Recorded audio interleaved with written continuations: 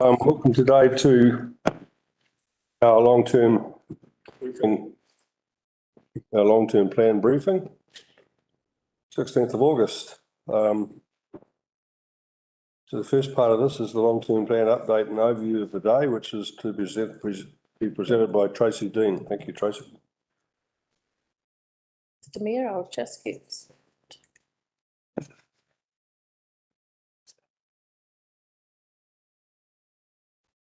Okay.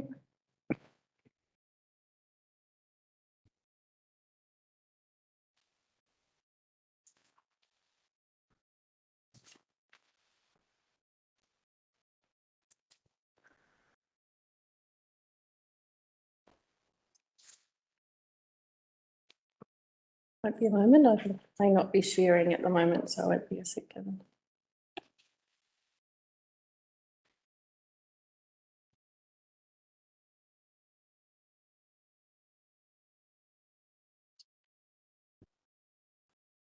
Very good.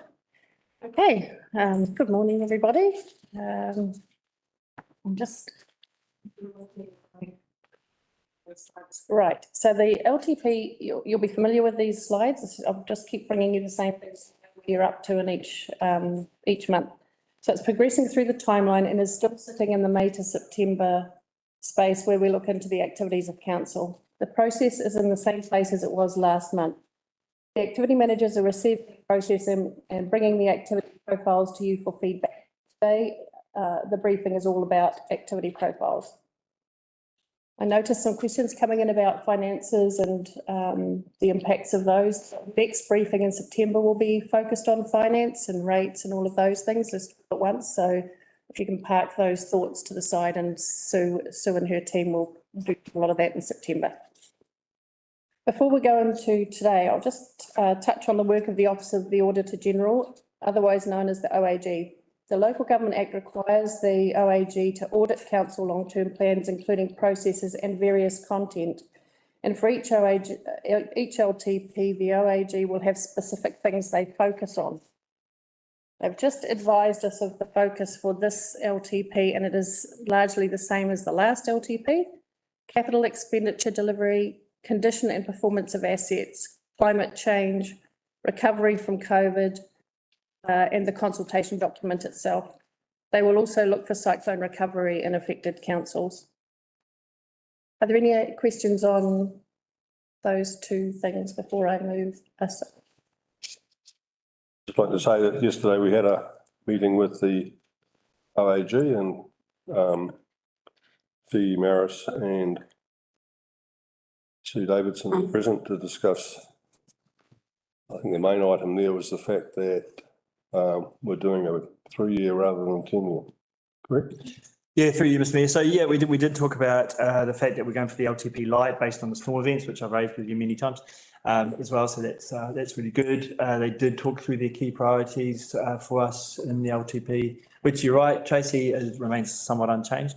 You know, with the annual report, which they're currently doing with us, you know, we're starting that work in earnest next week and coming up too.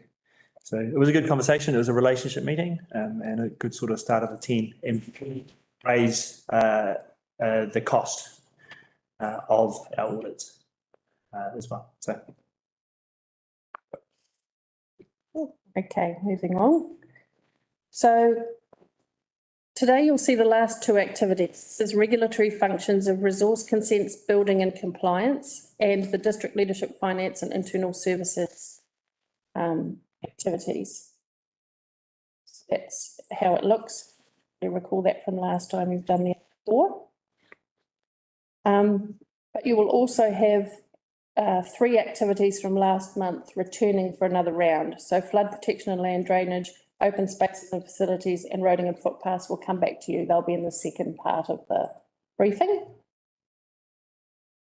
So we'll start with regulatory function. I'll pass you to Lloyd Barton. It might be all 3 of them, but otherwise Lloyd first. Just put the arrow. Or... Sue, here we go. Good morning, Mr Mayor. Good morning, councillors. Got a brief presentation. Just to go over the resource consents and share some thoughts in terms of what you think the future might look like. I'll just cover off what we do. Then we'll have a look at what the future may look like in terms of, growth and what that means in terms of volume of consents.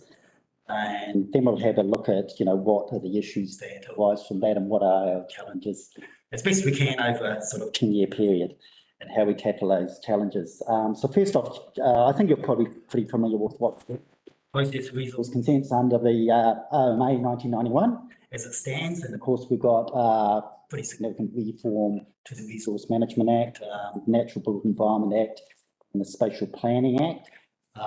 They currently bills, they're supposed to be enacted and become legislation, I think, before the end of, before the elections. Still a bit of a question mark when they actually bite, when they take effect. That could still be a number of years away, but it's something we need to be mindful of. In terms of consenting timeframes, we're very much driven by the timeframes.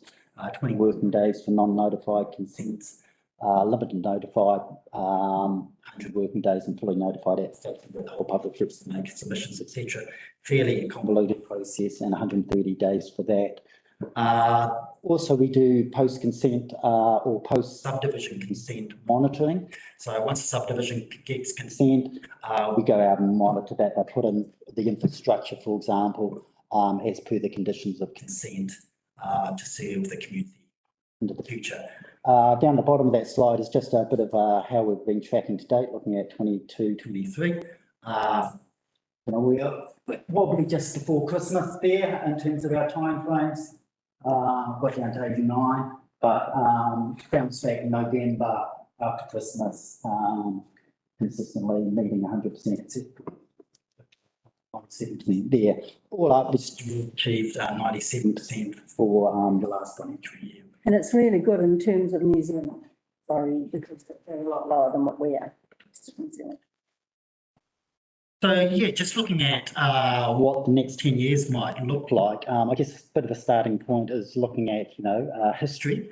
Yeah, we've got going back to 2018-19 up to the last financial year, so it's 5-year period. The green is resource consent volume, and the blue is freedom consent. So I just thought it was interesting to see if there's a correlation between the two. As you can see, there is a bit of a correlation. Roughly speaking, you get it roughly about double the number of building consents compared to resource consents. Councillor Lambert. The figures that I have, we're down to around about 6 building consents a month now, and it's been consistently like that for the last 4 or 5 months. So that would be predicting to go down to 1/10 of that volume. Would that be correct, or is the building industry different than the numbers that you're getting? Building, Alistair and myself have been doing a bit of work on it, and Alistair's got some further detail in terms of building consents in his presentation. But generally, building consents goes up and down more than what resource consents does. So we're a bit more stable. Building consents go. I might park that question for an else to come. Thanks. Yeah. Developers, it's a long-term investment they're making.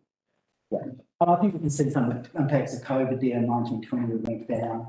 And last financial year probably due to, I imagine, interest rates, etc., in the general economy.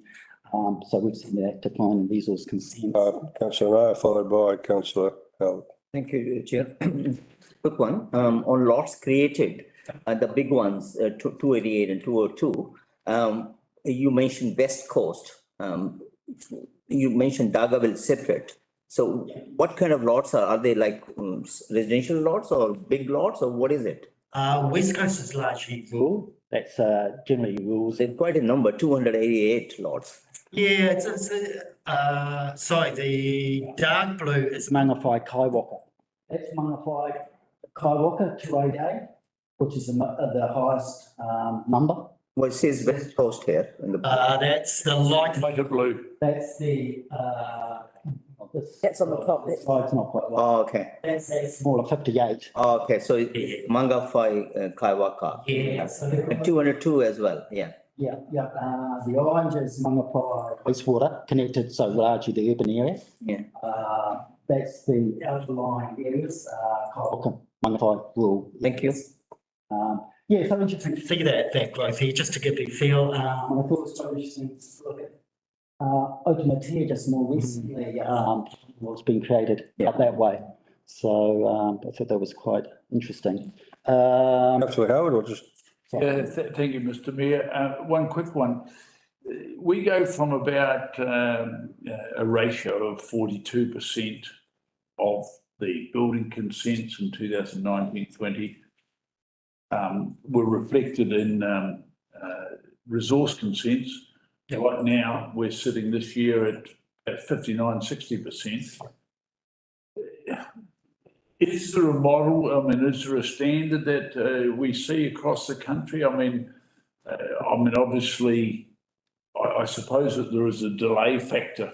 They're not, the building consents come in at a certain time and they'll trigger a resource consent.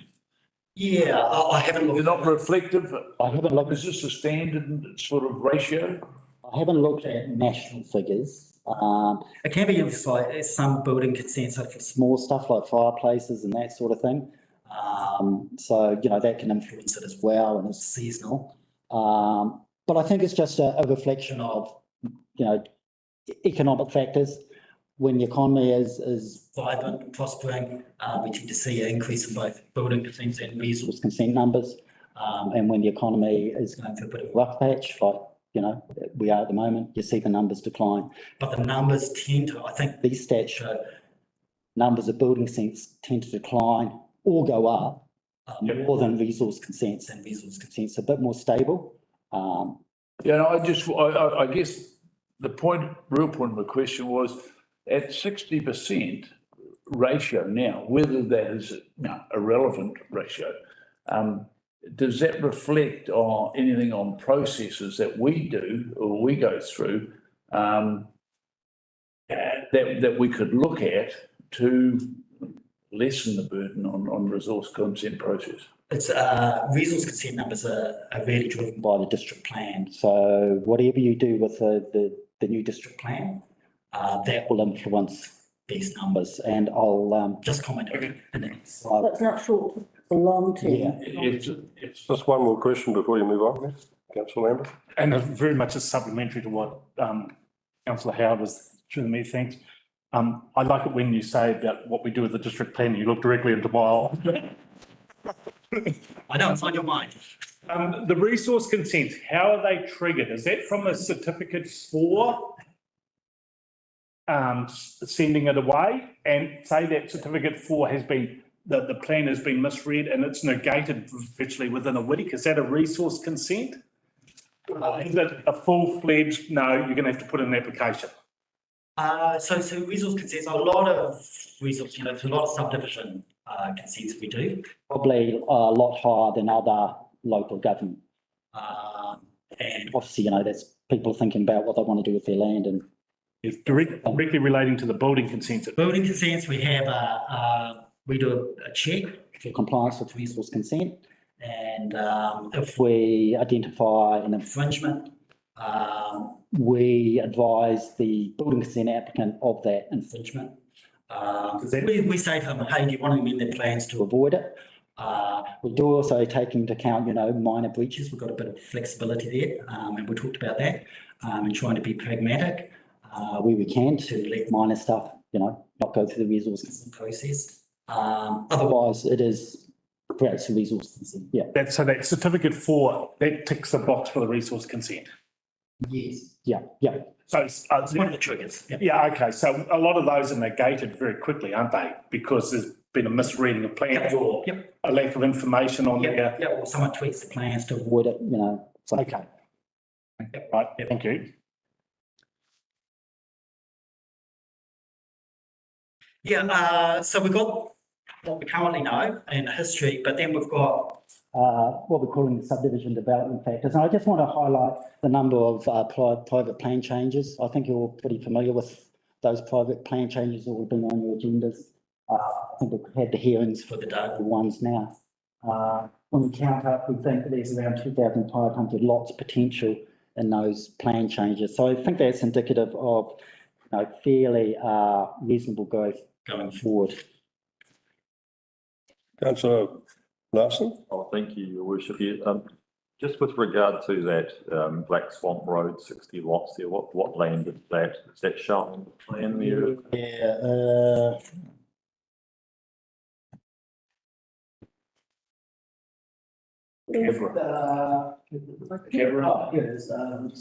Light blue. It's a light blue there. Is that one? Next to it, yeah, Or that? In the pro land. yeah. The purple's Proland. Purple is Proland and Uh, the light greeny blue is, Hebra, that's, whatever. so whose property is the 60 lots on? I know that's Jackson. Worsford. Oh, Proland, is it? Is he Proland? I'm just. Yeah, it is. Yeah, it makes sense if it is. Which is the Proland. purple Yeah, piece there. That's what I thought. Okay. Yeah. So there will be two plan changes for Black Swamp.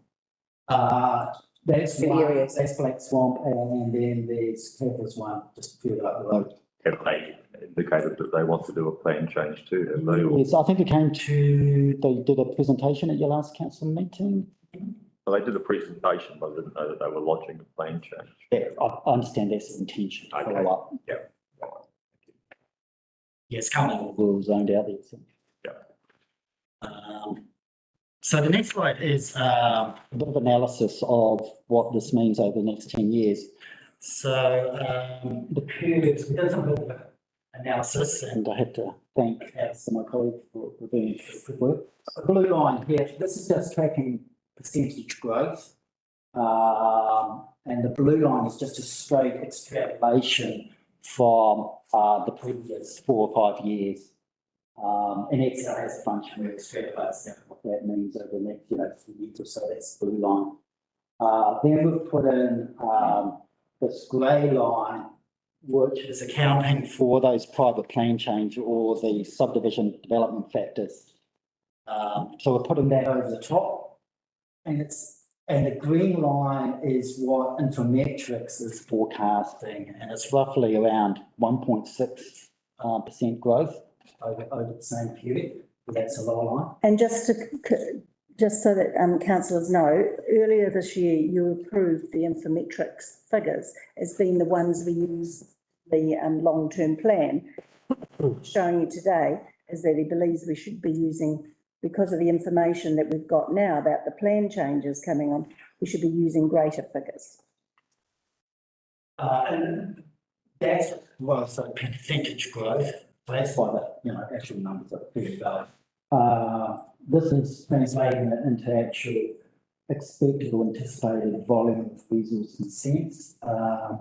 And again, the blue line is just a straight extrapolation. The grey line is really what we think is a reasonable assumption for what will happen, both reflecting, the history plus that subdivision, those private plan changes coming on stream.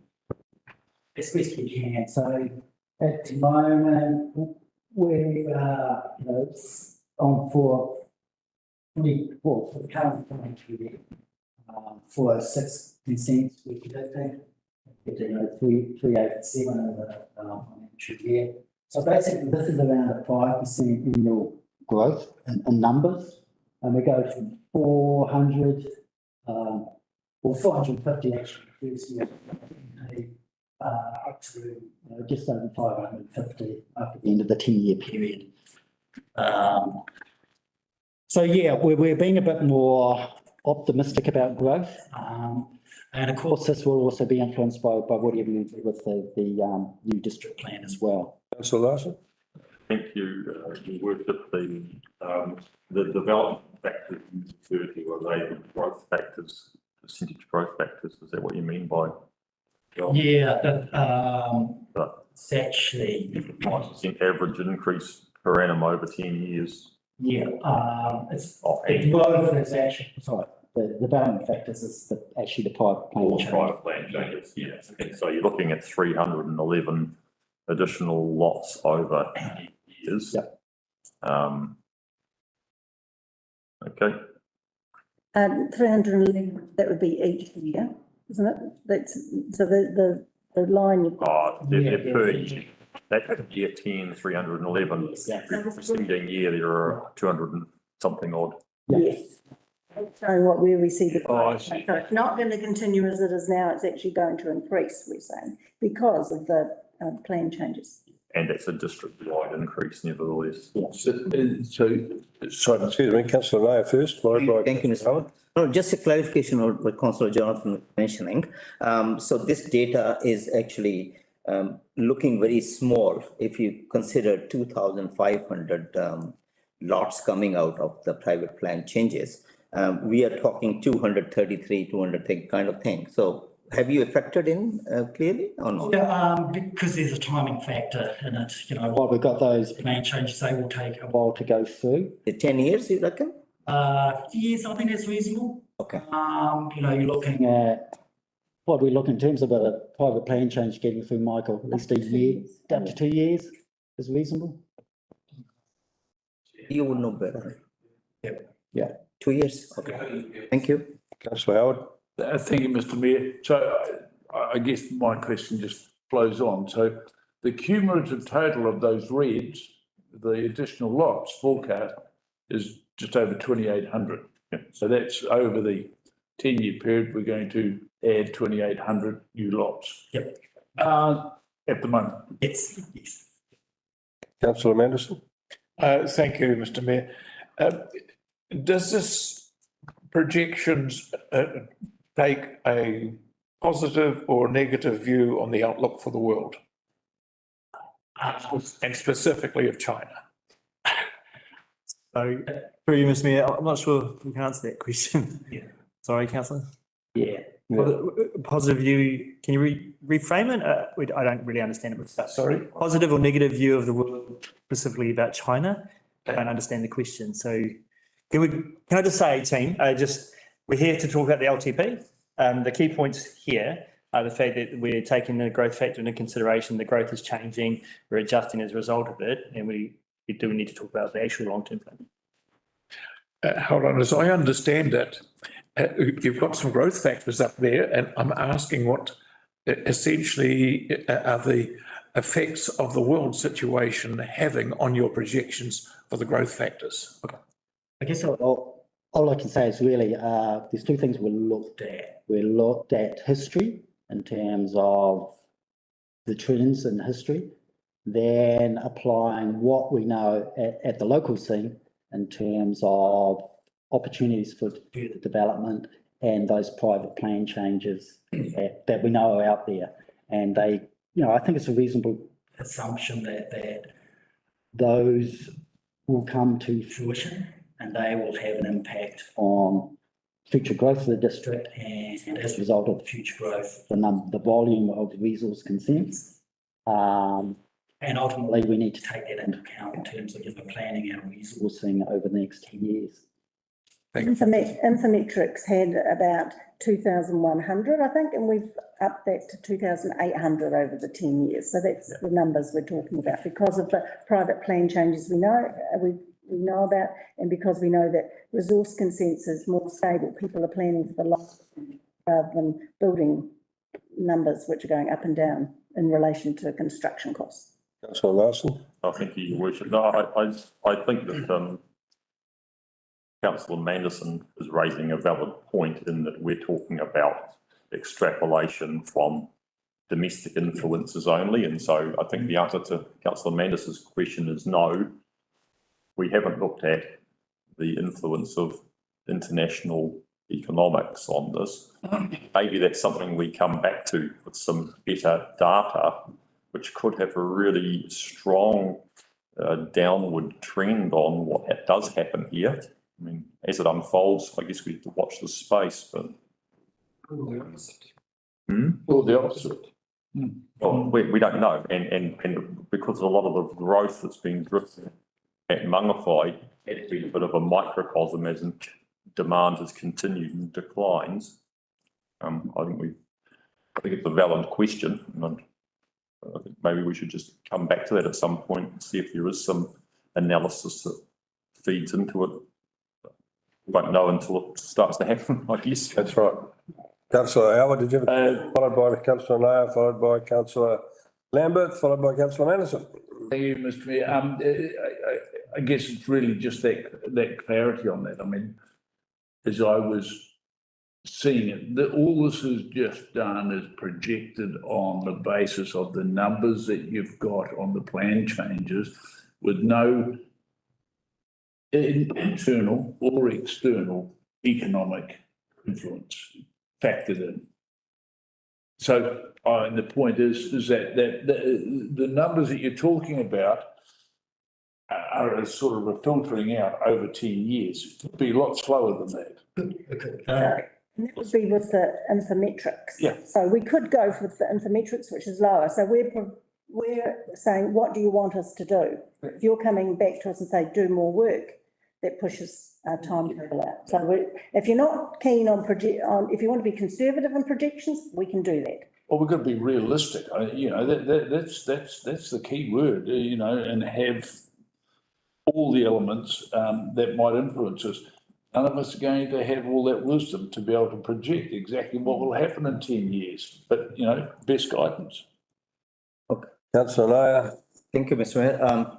So just carrying on that, it looks to me that these forecasted growth are very meager, very not unrealistic on the downside, because all you're saying is 2,500 over 10 years, which means we will not be doing anything for the next 10 years in terms of private plan changes or whatever. So you have literally not forecasted any growth based on population, based on other subdivisions coming. So I think these numbers have to be rewritten, probably 3 times bigger than this. Yeah, because we are looking at Kaipara, the place to be. We want growth happening. These numbers are very little. Yeah, thank you. Lambert, followed by Councillor Anderson, followed by Councillor Paniora, followed by Councillor Larson. Yes, thank you. Yeah, just to clear things up, we've got a resource consent which is triggered by a subdivision, but there are also resource consents triggered by building consents. The subdivision ones, I don't think there's a lot we could do about, if I'm correct, but the building consent ones, you say it's related to the district plan.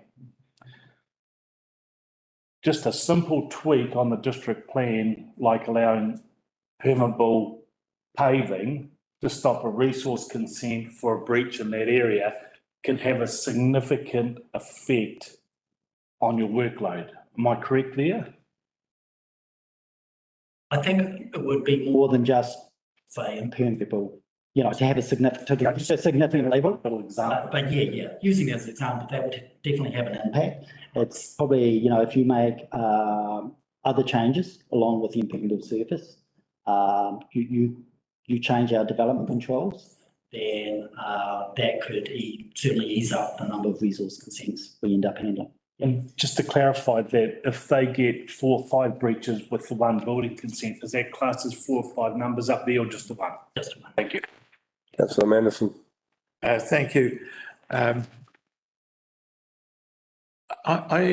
had a time in the head office commercial challenge realty, and the concept that they were applying was to put emphasis on pinch growth. There can be tremendous transmissions of interest from one area to another in New Zealand. And Northland is extremely well placed in relation to Auckland, 1.7 million people. So the transfer of Auckland people is perhaps sufficient. So I'm wondering, with the projections you've made, whether they have been dominantly of a New Zealand nature or of the specific transfer Auckland to Northland.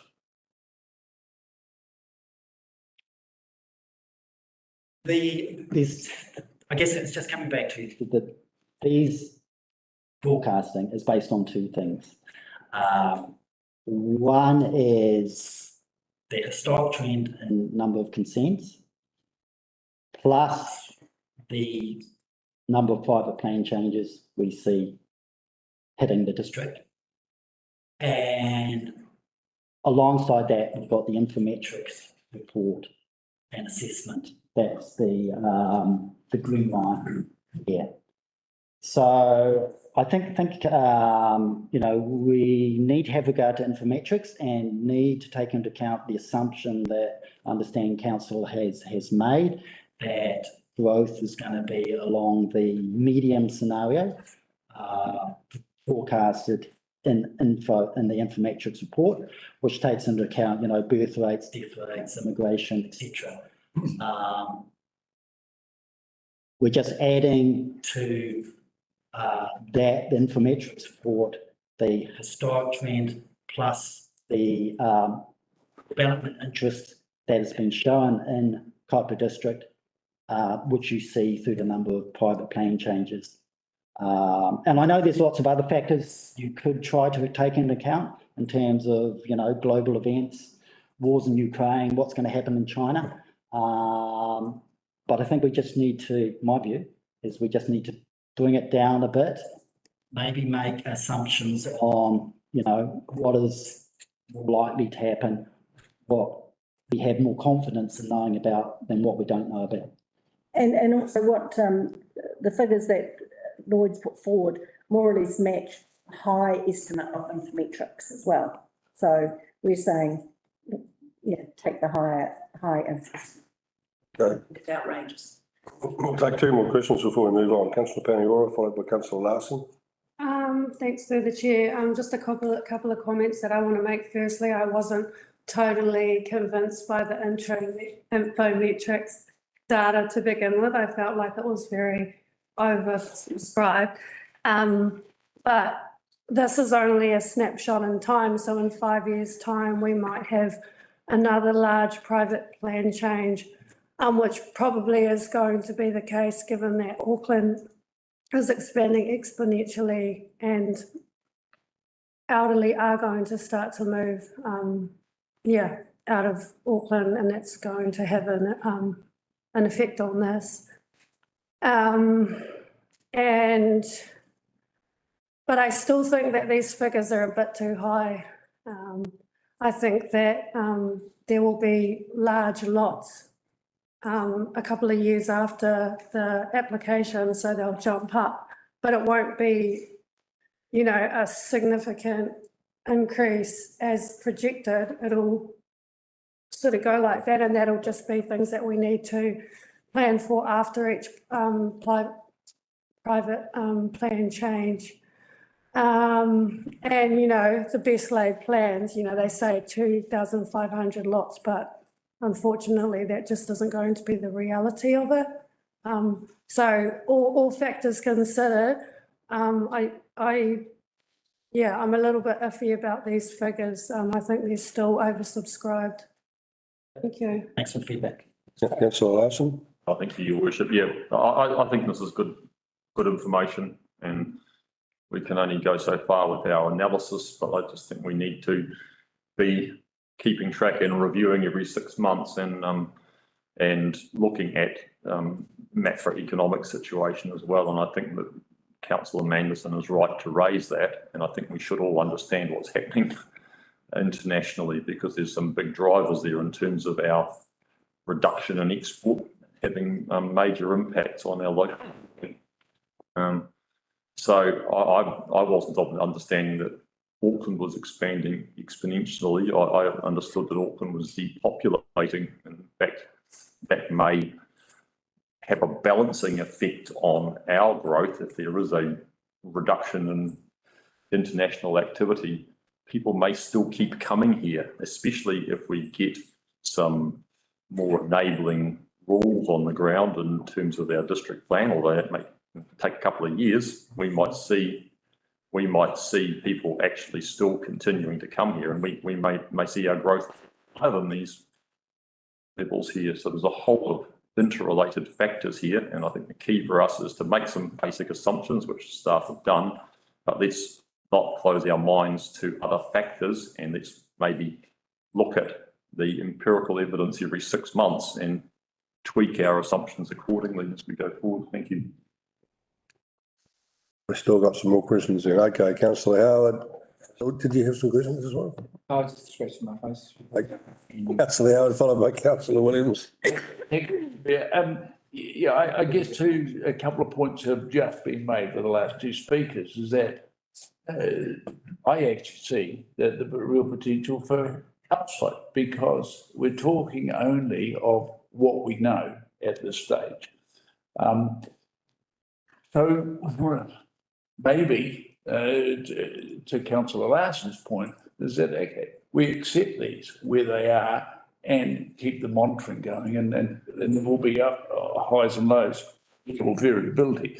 But the question I really do have is that in this planning, what aspects of council activity, except these numbers, does it impact? What are we using these to plan for? Is it staff levels, etc.? Next slide. And staff levels. Yes, a huge segue, really, isn't it? Was there another? I think there was one more question. Thank you.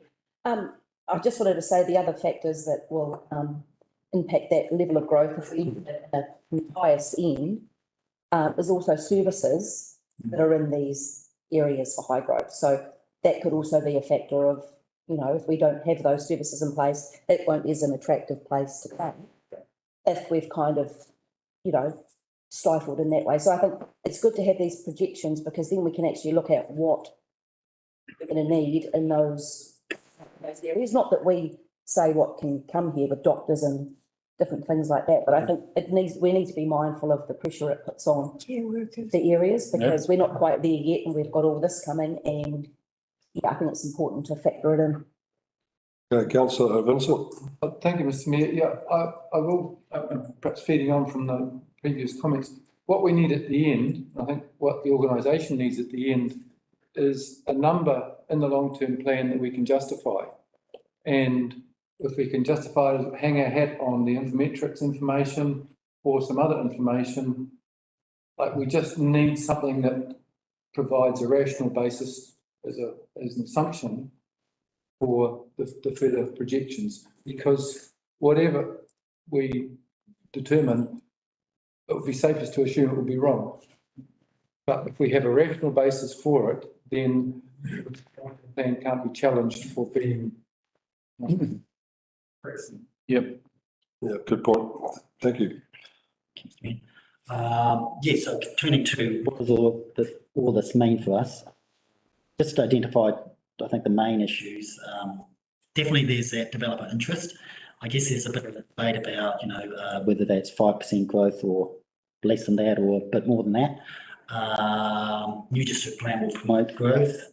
And then we come to, there will be, if we assume around 5%, there will be more demand for resources. That's both, consultants and internal staff. We've got the challenge of recruitment and retaining our internal staff. We also want to improve customer service and give effect, to the council's and community outcomes. And of course, we've got the RMA reform. So just some main responses to that is looking at technology. Main, I guess, idea there was, following a similar to what the Building Consents team had, was an online portal for the lodgement of and the relaying of information for resource consents. That will make us more efficient. I think it will deliver improved customer service for our customers. Looking at that in the first year of the LTP. There's also the ongoing improvements in customer service and things in that category, customer surveys, reviewing the complaints we're getting and putting in corrective actions in place, that sort of thing. Improving the management of our consultants, which I know we talked about with the procurement of consultants recently. Increasing the resources as the volume of resource consents goes up as per the forecast. Both that adds cost, but we also do get income with the increased volume as well. So, we work to, I think it's around a 30% cost recovery for the resource consent services. Promoting pro-growth culture, about being pragmatic with solutions, minor exemptions, and celebrating our success as we go along that journey. And training and working with the other local government in terms of RMA reform and some of that, the spatial plan reform is aligned to where local government might go in the future. So those are a few thoughts in terms of how we respond to the predicted growth. Just one other thing I wish to add. I'm sorry, you'll see, I think on the briefing, there's a activity report and it gives, for example, performance measures for resource consents. Unfortunately, all the old information, it was just a rollover of old information that's outdated. It does need to be updated. I apologise for that.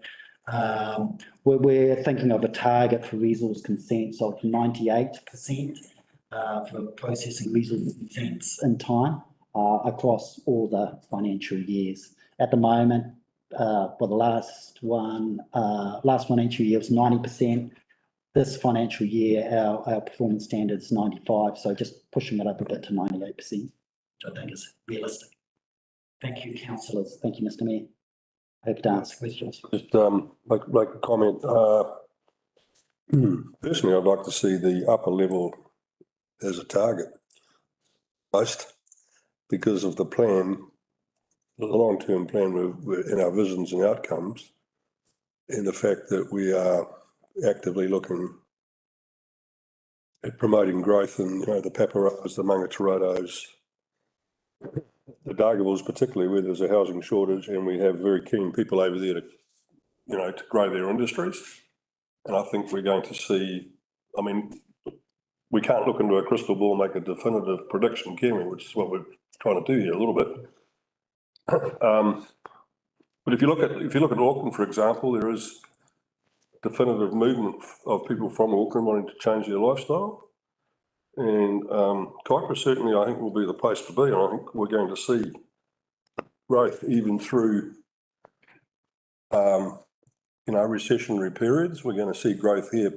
I saw it in Kerikeri when I lived there. Kerikeri never stopped growing in any environment because people simply wanted to move there and live there. So I think that's going to be how things will pan out here. I hope so. And thanks for the work. Yeah. Thank you, Mr. Mayor. Councillor Manderson. Thank you, Mr. Mayor. I would just like to comment that the emphasis seems to be here on complicating the exercise. The reality is that people that are spending the money that are not being consulted here and now are the ones that will make most of the decisions as to whether to drive growth or not. The simpler this can be, the more growth will be promoted.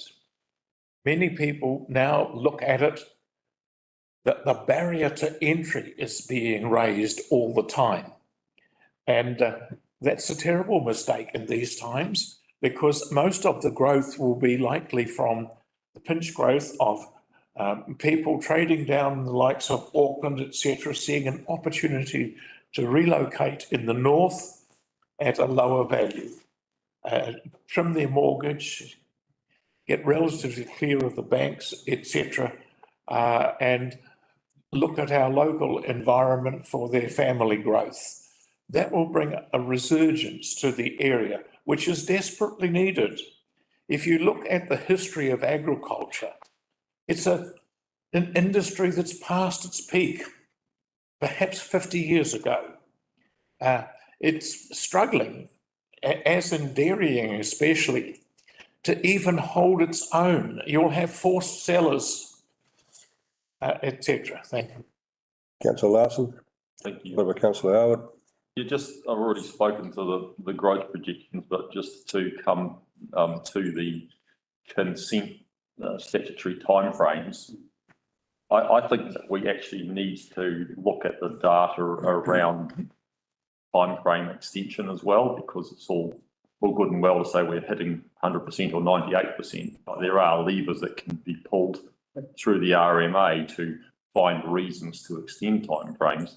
And I think we need to put that data beside our success results and go, well, are we actually getting things, how often are we getting it done within the standard timeframe, and how often are we actually extending the time frame, because even on a simple consent, you could still kick it down the road. Yep. Progressively, and we actually aren't necessarily doing as well as we might think we are. So see that data, I think, that would give us a more robust measure of how well we are actually performing. Okay, councillor Howard, councillor. Thank you, Mr Mayor. Just following on from councillor Manderson's point, and I think that we've all talked at various times about relative simplicity, straightforward approach, and I think that, to me, in there, the improved management of consultants so that we get consistency of outcomes is an absolute critical.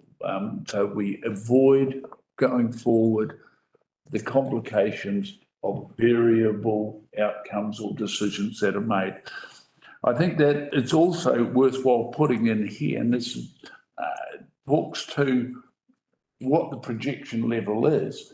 I've had the opportunity in recent days of speaking to a number of real estate agents, well-respected real estate agents in this area, and they all note that coincidentally, since the opening of the new motorway to Warkworth, that the increase in interest, let's just call it that at the moment, is very noticeable.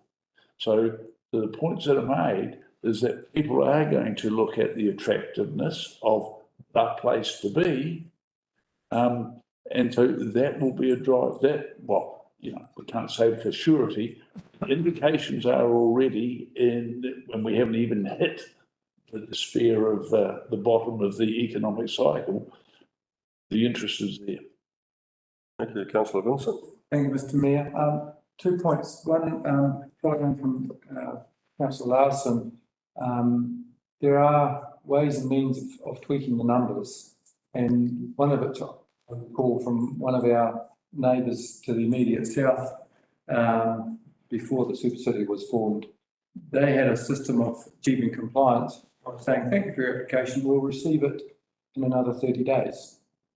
And they didn't start the clock until they were ready to start it, which was an abuse of the process. The second thing, sorry, this might sound harsh, but the legislation sets a time frame of 20 working days or whatever it might be for a non-notified application. That is like 100%.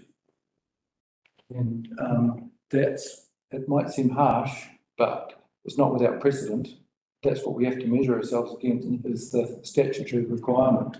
And I think for practical purposes, if you can achieve 98%, I would commend you highly for that.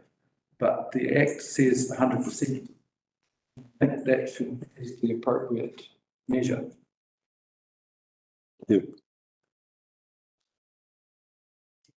Any further questions? Statements? Thank you. I think the question that arises from councillor Vincent's comment there is, are we measuring our success against the 20-day statutory timeframe, or are we measuring it against extensions of that when they're made? The stats, the reported stats does include section 37. Yeah, okay. Well, so, which is fair enough, as long as the reason is valid. Yeah, exactly. It'd be nice to split them out and have a look at it. Okay, thank you. What councillor Vincent is saying is that he'd rather see the 90, we were going to aim for 98%, because given the volumes, and our rationale for that was given the volumes, we don't think we could make 100%. But what you're saying is you want to see 100% and still be aiming for that. Well, that's what the Act says. Yes, it is. It does. I guess that's the basis of what I'm saying. It's harsh. But yes, and you know, if you know that's the desire of council, then you know, we've got to put our best foot forward to achieve that, and we will. And you know, part of that is resourcing. Okay, absolutely, and the competence as well, and the good management. And they probably need to build in some, don't take the word the wrong way, redundancy into the systems. Yep. To enable those times when there are surges in applications coming in. It's an onerous requirement. I fully acknowledge that. But in terms of the story that, sorry, Mr. Mayor, I'm just immediate response. Is that okay if I? Yeah. Thank you.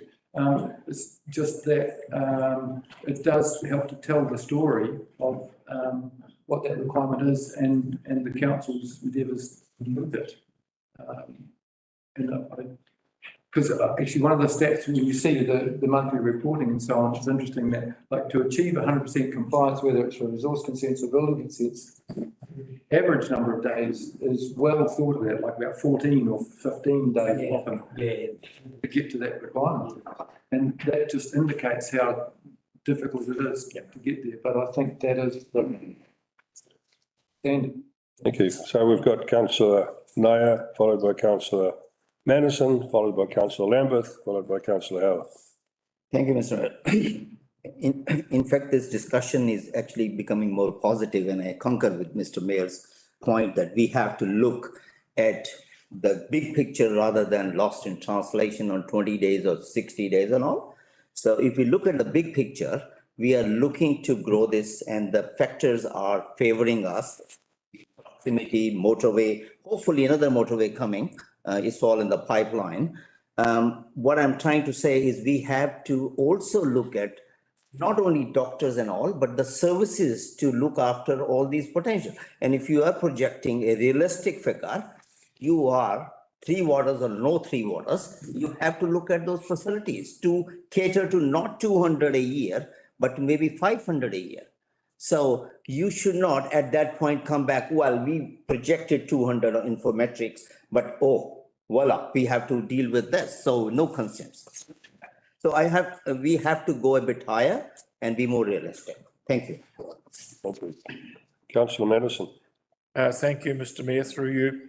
I think the real test of efficiency here is that we're managing more applications and consents with less input from council and into it. And that's probably best achieved by simply limiting the inputs that go in, because otherwise there will be a tendency to always justify expansion of the inputs to achieve that output. It's only if you put a cap on the inputs are you going to coerce an improvement in efficiency in inputs. So the suggestions that I think here have been mooted is that it will improve the Resource Management Act by splitting into 3 parts is perhaps a current load of bullshit. Thank you. Councillor Manderson, that's an upcoming, we don't know what's going to happen in that space either. Councillor Lambeth. Yes, each one of those, correct me if I'm wrong, but each one of those failing to meet timeframes, you then have to go begging for forgiveness from the applicant, or it becomes a financial cost. Is that correct? So it is not just pretty figures. There's money at stake. Yes. Just wanted to confirm that. Thank you. Councillor Howard. Thank you, Mr. Mayor. Following on from Councillor Williams' earlier point, and Councillor Ashton did also raise it. And I don't know that I accept that it's not part of our responsibility, but I do think that we've got to start from bottom and work up and have very, very good clarity on the services that and specialties that are going to be required to service this growth in housing, and be very cognizant that you know, we've got an economic development strategy, so it's all mirrored together, so it all comes together, and that developers and the likes are also made well aware of our requirements as we see to service these people. I mean, the frustration is we have right now, people just can't get into a doctor in this place, as it is. And we can't have that sort of thing happening. You know, there's things like schools, you know, and there's activity happening on that front. there's a number of aspects, but I think we've got to have some clarity and cohesion as to what it is that we are going to need and be promoting that.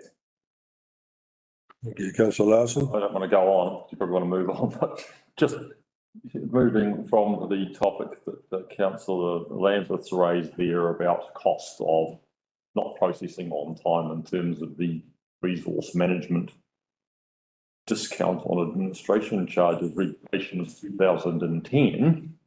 Now that we have a new regime in place with our new consultants, do we have a mechanism in place to motivate them to process on time by sheeting back the cost to the ratepayer of them not meeting timeframes?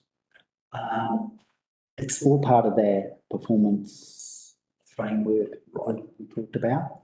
And look, if an application goes over time, I can't guarantee that, we'll cover the whole cost back from the consultant.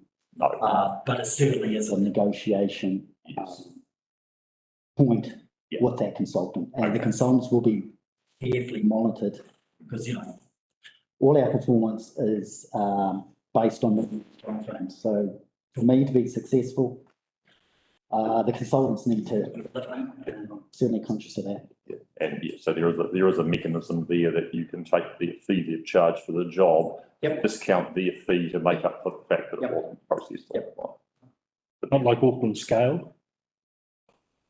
No, it's negotiated. It's 1% per day over, and 10 days over is a 10% discount. Okay, that's an incentive, isn't it? Right. Comes to the end of that. Thank you. Thank you, Lloyd. Thank you, Sue. Councillors, thank you for that. Excellent. Thank you. So we have, is it Alistair coming to present to us regarding building?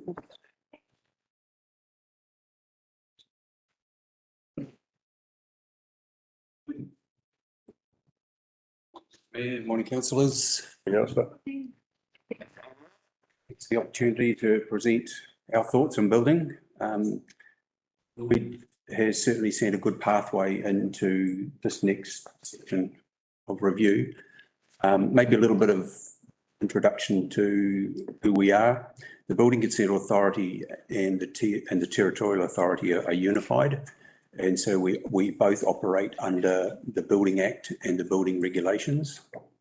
The key responsibility is around processing of building consents, follow through all the way to the issuing of a co-compliance certificate, as well as a building compliance role. So that's building warrant of fitnesses, swimming pool inspections, unconsented building works. So that's just an insight to the BCA and the TA. We're similar to resource consents, we have statutory obligations. We really, I guess it's critical that we maintain our BCA accreditation status. That's reviewed every second year by IANZ and MBIE. So about a 5-day process that it goes through to assess us. Similar to resource consents, we have mandatory requirements to meet 20 working days for the issuing of building consents and co-compliance certificates. And our performance measures are based on 100%, not anything less than that, as the Act states. So issues going forward. So we were trying to really assess a number of factors that could potentially influence our growth and our future for building consents. Need to acknowledge that this does not account for international factors. So I think that's been discussed already. So what we're trying to predict based on what Lloyd and his team have worked on, and we're talking about 2,800 lots. It doesn't necessarily mean those lots are going to be sold. So that could very much influence where building consents are. But as was mentioned earlier, the Mangawhai new motorway system, that could certainly have an impact if people are wishing to get out of Auckland. Smaller, medium density housing, Mangawhai Central could present a situation where that could take place. I see some of the posters that are around in Mangawhai Central, giving an indication of what that could look like. And we're seeing more sort of pre-consented homes coming into here, like tiny homes could probably take a good pathway. I think the district plan could influence a lot of that. It would probably it could open up a whole another market really for people that are wanting to put another minor dwelling on their property, and a tiny home could actually fit that scenario. And as the district plan could allow for that, that could stimulate a whole nother market for us. We're seeing larger subdivisions occurring, and then we're seeing an increase in building compliance activity, unconsented building work. People that are getting to the point of selling their property and now contacting us and declaring unconsented building work. Is taking a lot of time to process that work and getting them through a certificate of acceptance, at least to clear the pathway forward for them to sell that property. Additional commercial buildings that are slowly evolving over the area. All of that requires a building warrant of fitness, and the work that we do with independent qualified persons in that process. Swimming pool inspections, which have to be done every 3 years. Earthquake-prone building assessments. So we're starting Mangataroto first of all. We're not expecting too many buildings in the district, if any, to be under that category. Just the nature of their construction, guidance that we've had from specialists, but it's still a process that we have to follow through with. And we have a number of existing, very old compliance schedules. These are documents that apply to commercial buildings for specified systems, things like fire systems, access ways, elevators, etc. So we have to review those and upgrade those to, based on some feedback that we had from MBIE. So we have a team working for the next year to ease our way through those. So quite a bit of work for the building compliance team. So looking at some of the objectives that council have created and, with Kaipara the place to be, we're keen to try and align our activities with those objectives to try and encourage and stimulate that growth. We really are keen to improve the building relationships. We want to get greater engagement out there with the building companies, with also architects. And running some building forums. We've started some one-on-one discussions with actual building companies, which are really good.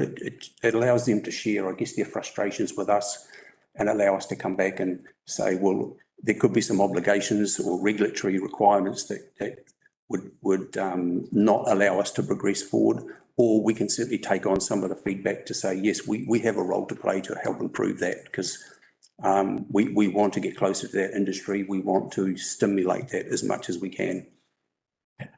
We want to provide more guidance on particularly things around natural hazards. We're seeing flood zones becoming more and more of an interest. So the more that we can share with the industry, the more helpful that's going to be for everyone concerned. And try and provide a better, more friendly customer service, so direct access straight into the building team. So we need to work on a plan that will help a customer know that they can just talk to us directly. Will really help in promoting our reputation. We look at affordable living, another key objective. We want to review the fees and charges. I guess it's really, again, trying to lower that cost of creating that build, making it more pleasant experience, simplify it. The cost of compliance needs to be as low as possible. We're watching very closely MBIE's Built Ready scheme that they've released this year. So they're getting manufacturers of modular homes to seek interest in registering and certifying themselves. That could have quite a dramatic effect on the role that we play. So it would reduce the cost of consenting, because the dwellings are already consented coming in here. We're already handling new relocatable buildings coming in, advanced build, for instance, tiny homes. So we're only dealing with plumbing and drainage and foundations. So the value of the building works coming in here is very small. We have a very small part to play in that. It's a bit of a double-edged sword for us when we look at the forecasting and volumes of activity going forward. Because if we get more and more of these relocatable homes, we're not going to get the revenue coming into the BCA to support that. So we have to be conscious about how we resource for this. So we have to, it's a real balancing act. That said, we're still getting a lot of key investments coming into the district, multi-million-dollar builds. These are big homes that are being built. So I'm quite encouraged to see that it's still stimulating that market as well. Councillor Williams, Thank you. followed by Councillor Vincent and then Councillor Paniora. Where you go, sorry. How many building inspectors does Kaipara District Council have at the moment? So through the mayor, we have 6 in total. Yes. And is that beating the current? Yes, it is. Yes, yeah. We do have one contractor available as well in the event of capacity limitations. Yes. Thank you. Councillor Vincent. Thank you, Mr Mayor. I did make a note when I was reading this the other day.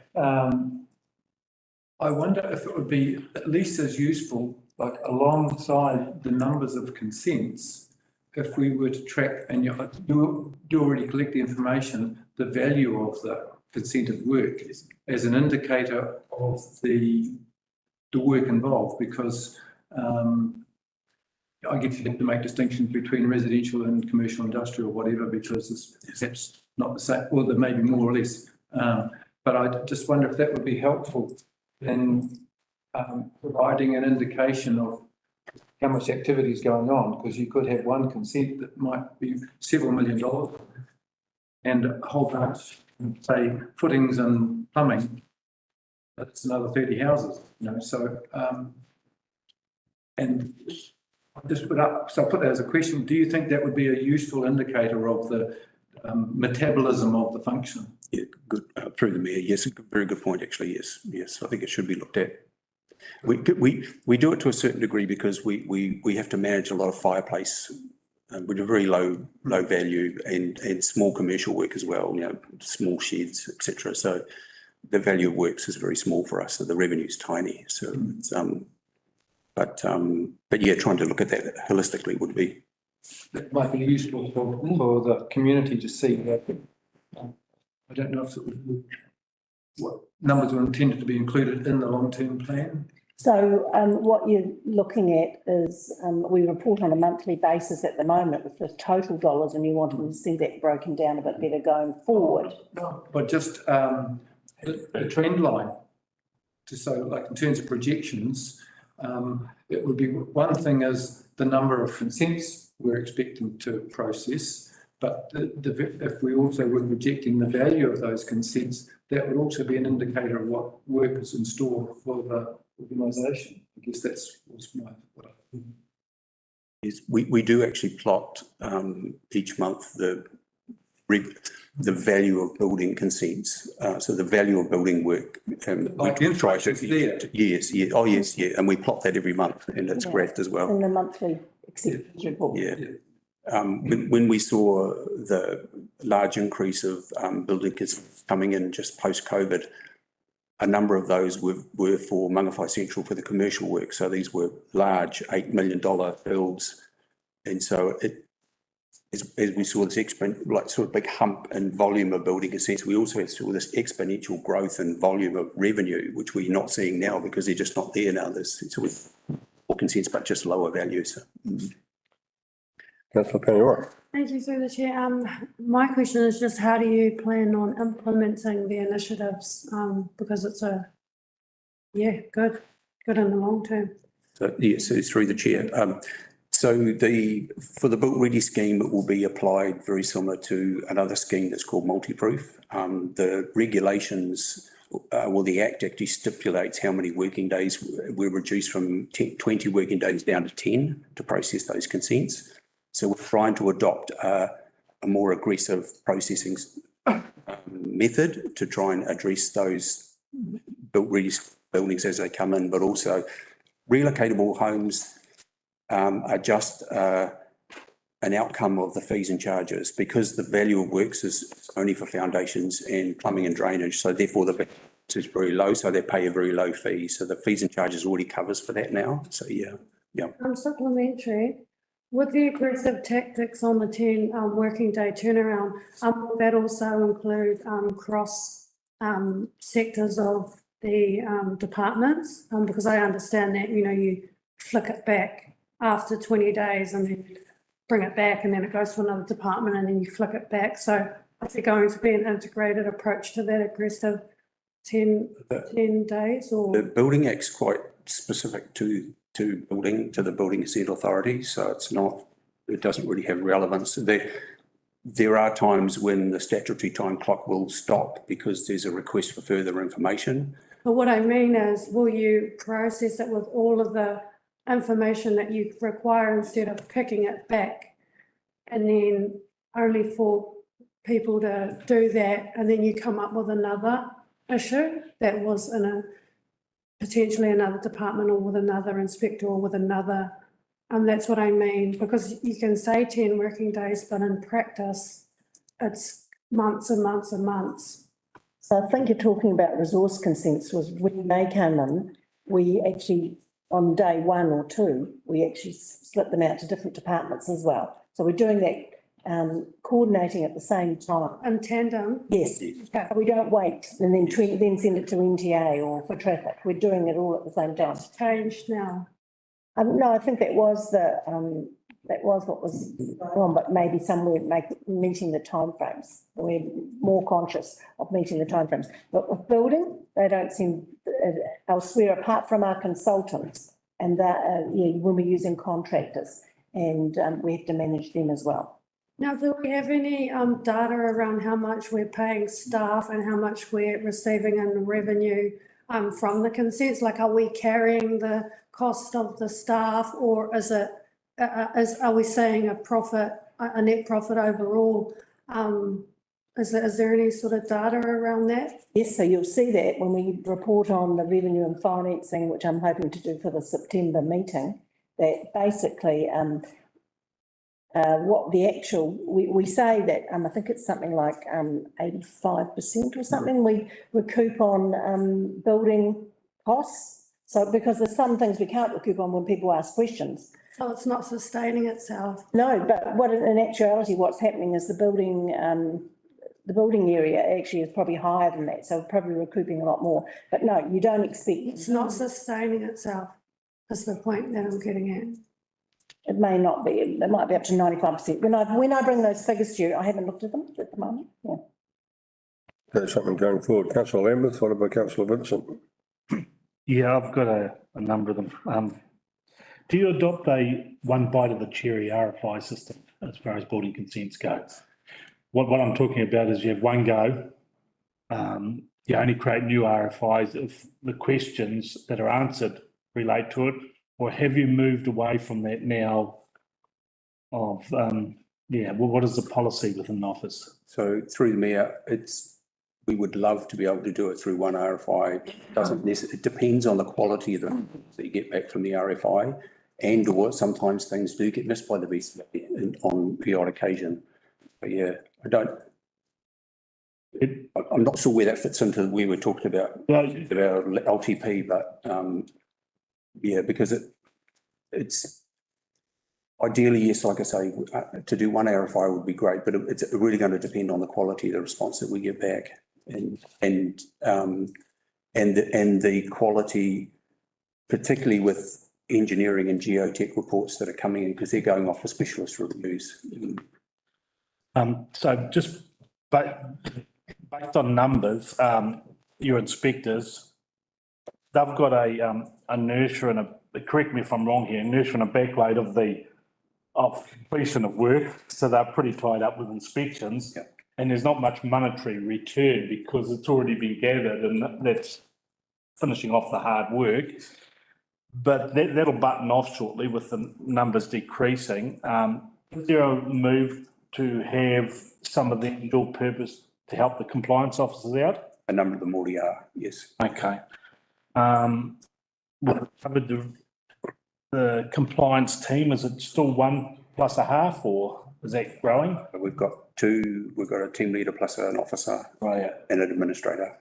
And the last thing is about earthquake prone buildings. You've done Mangawhai. That's simple because they're all new. What's going to happen when you go to Dargle and Ruai? Don't know yet. Okay. Are you frightened about it? Not really.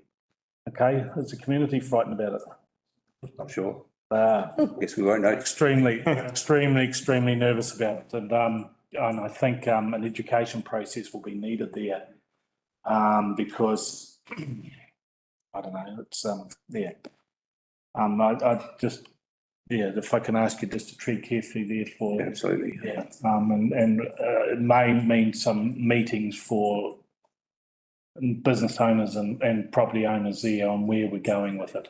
Yeah, we may engage a specialist engineer with us as well, who's very good at that sort of, in terms of relaying the information as well, so. We'll do Mangataroto first because the team are new to this, but it'd be a good place to start, small. Because we're getting near the end of that 15-year period, aren't we, that it's got to be done? 35 years. 35 to complete it, but a 15 to be assessed? Yeah. Okay, thank you. Okay, councillor Vincent. Thank you, Mr Mayor. I'd just like to contribute a bit more explanation in relation to the earlier question. Like in terms of the recoveries of fees, as I understand it, that's determined by a revenue financing policy, which is part of the sheaf of policies which we will review as part of the long-term plan process. And in that, we're dealing with what the previous council decided, which I think was either 80 or 85% recovery based on the extent to which there is public good against private benefit. And so we're saying that that's 85% of what they do is to private benefit, 15% is public good.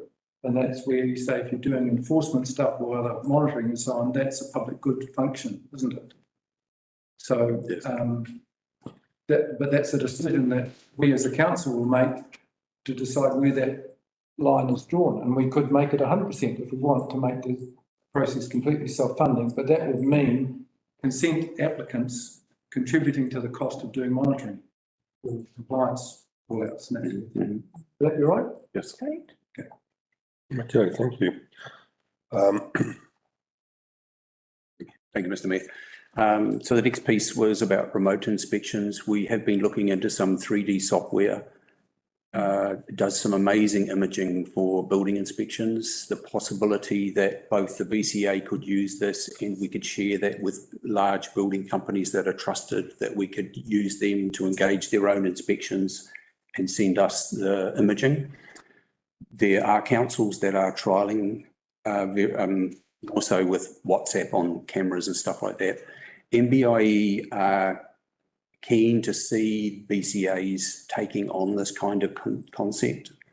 Again, it's going to eventually lower the cost of inspections, and that will be the total cost of the building consent as well.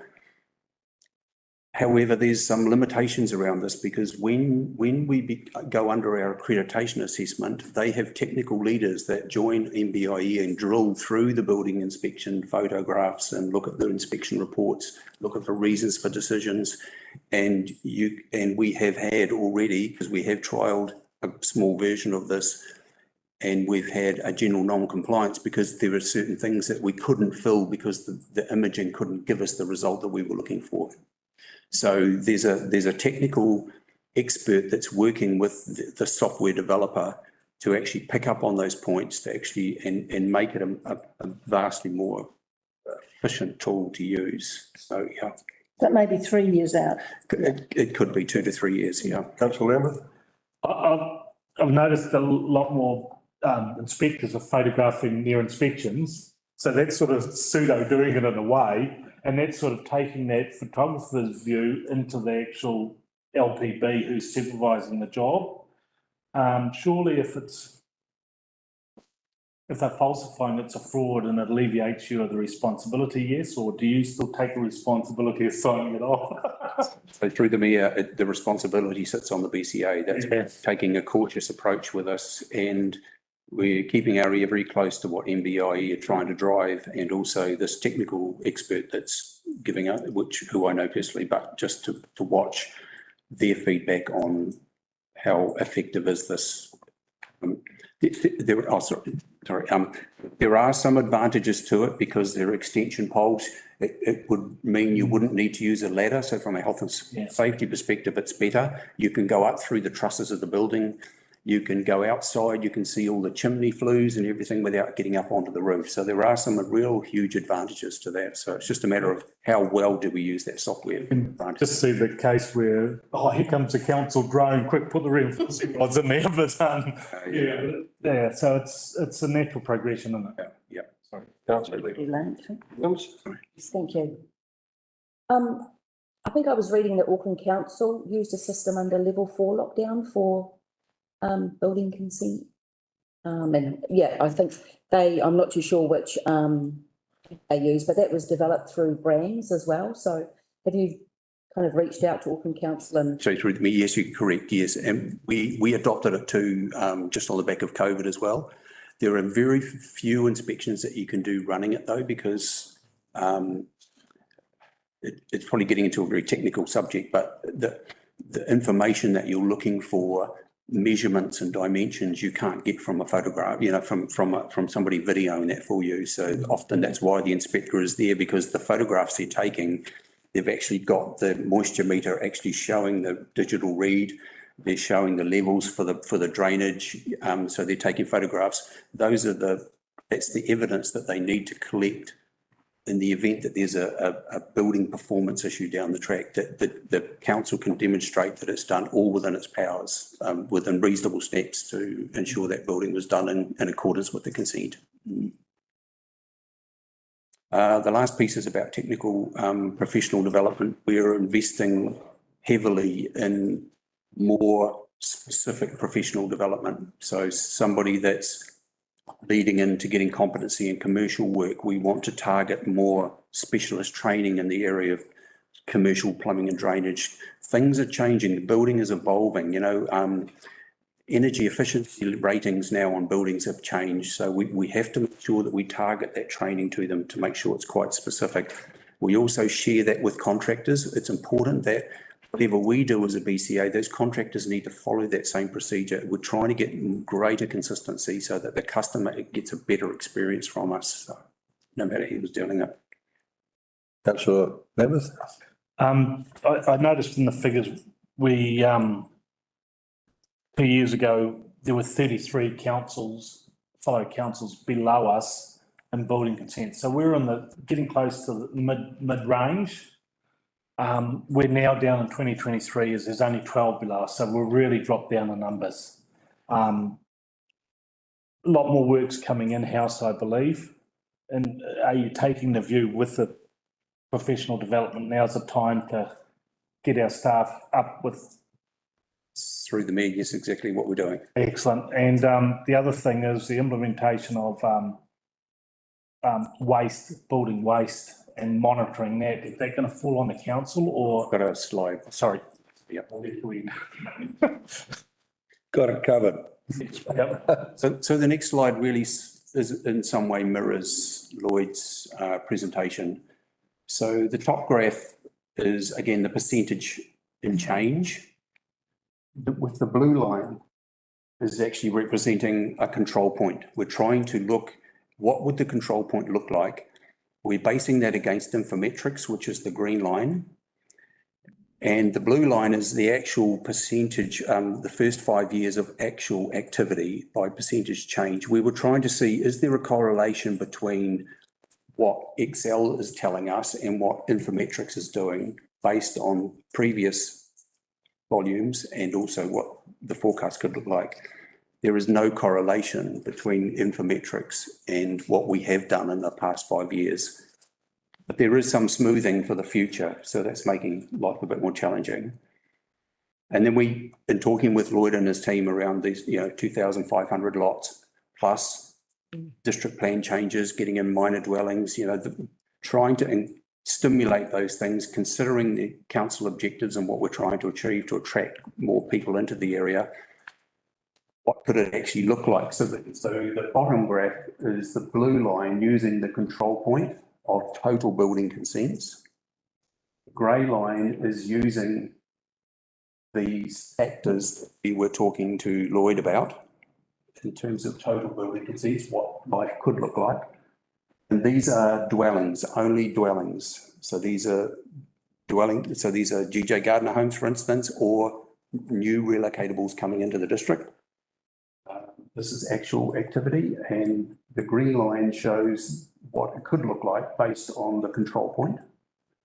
And the red line is using the factors of the development properties, or, new lots being created, and again, stimulating market through district plan changes. So those graphs were there again for discussion more than anything, is to get the council's feedback. I know you've shared quite a lot on resource consent, so I've taken that into consideration as well. Alistair, that figure there where it says average of 15% of new residential builds in the past 5 years, previous to that, was it reasonably the same percentage? I couldn't answer that, I'm sorry. Okay. Mr Mayor. Yeah, sorry. Councillor Lambert? Straight on from that new relocatable dwellings, that's very much of a growth industry. Is there any way that we can benefit from those relocatable dwellings that are built in the Kaipara, which are already inspected, that people get a reward for rather than ones coming from out of town to capture some of that cost? Even categorise it in two different ways. I'm just a thought. Is that? Yeah, I think it's a good point. It's and it would encourage that being done, and it is the way of the future because the houses are built of better quality and everything else. Modular components, to Kaiangaora, for instance, with modular components coming in from Auckland, they're already pre-plumbed, they're pre-wired, they just plug them in. And because your team goes through a consenting process of all that, which is different to the normal consenting process because it's not, so there is an element there, but when they're coming from out of town, you've lost all the cream off the cake, haven't you? Correct. So I'm just wondering if there's a way to reward that if it's constructed within the district with a code of compliance from the KDC, whether that can be rewarded. Yep. The different, but anyway, so. Something to look at. Yes.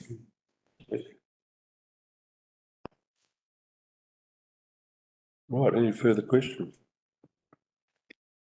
Thank you, Alistair. Okay, take to my last slide. The other objective being healthy environment. I recently attended a valuable session with Sustainable Kaipara and ITM here in Mangawhai about promoting building waste minimisation practices.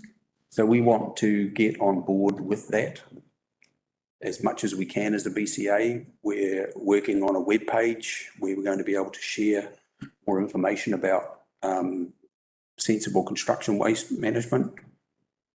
Looking at building, sharing some stuff about building design. And then and with each building consent, we will be releasing an electronic pamphlet that goes out that looks at contacts that they can make. I've got some metal waste, how can I get rid of this? I've got timber waste. So we've got all that information available to them. So it just helps to stimulate the education process out there with the building industry. Councillor Raya? Thank you, Mr. Mayor. Just a quick one. In Dargaville, so I know we are expanding and all those. And I know it's not your area, but being in the building consent and all, would you be looking at the rising silt level in northern Wairua causing flooding, future flooding, as a risk to your consenting process?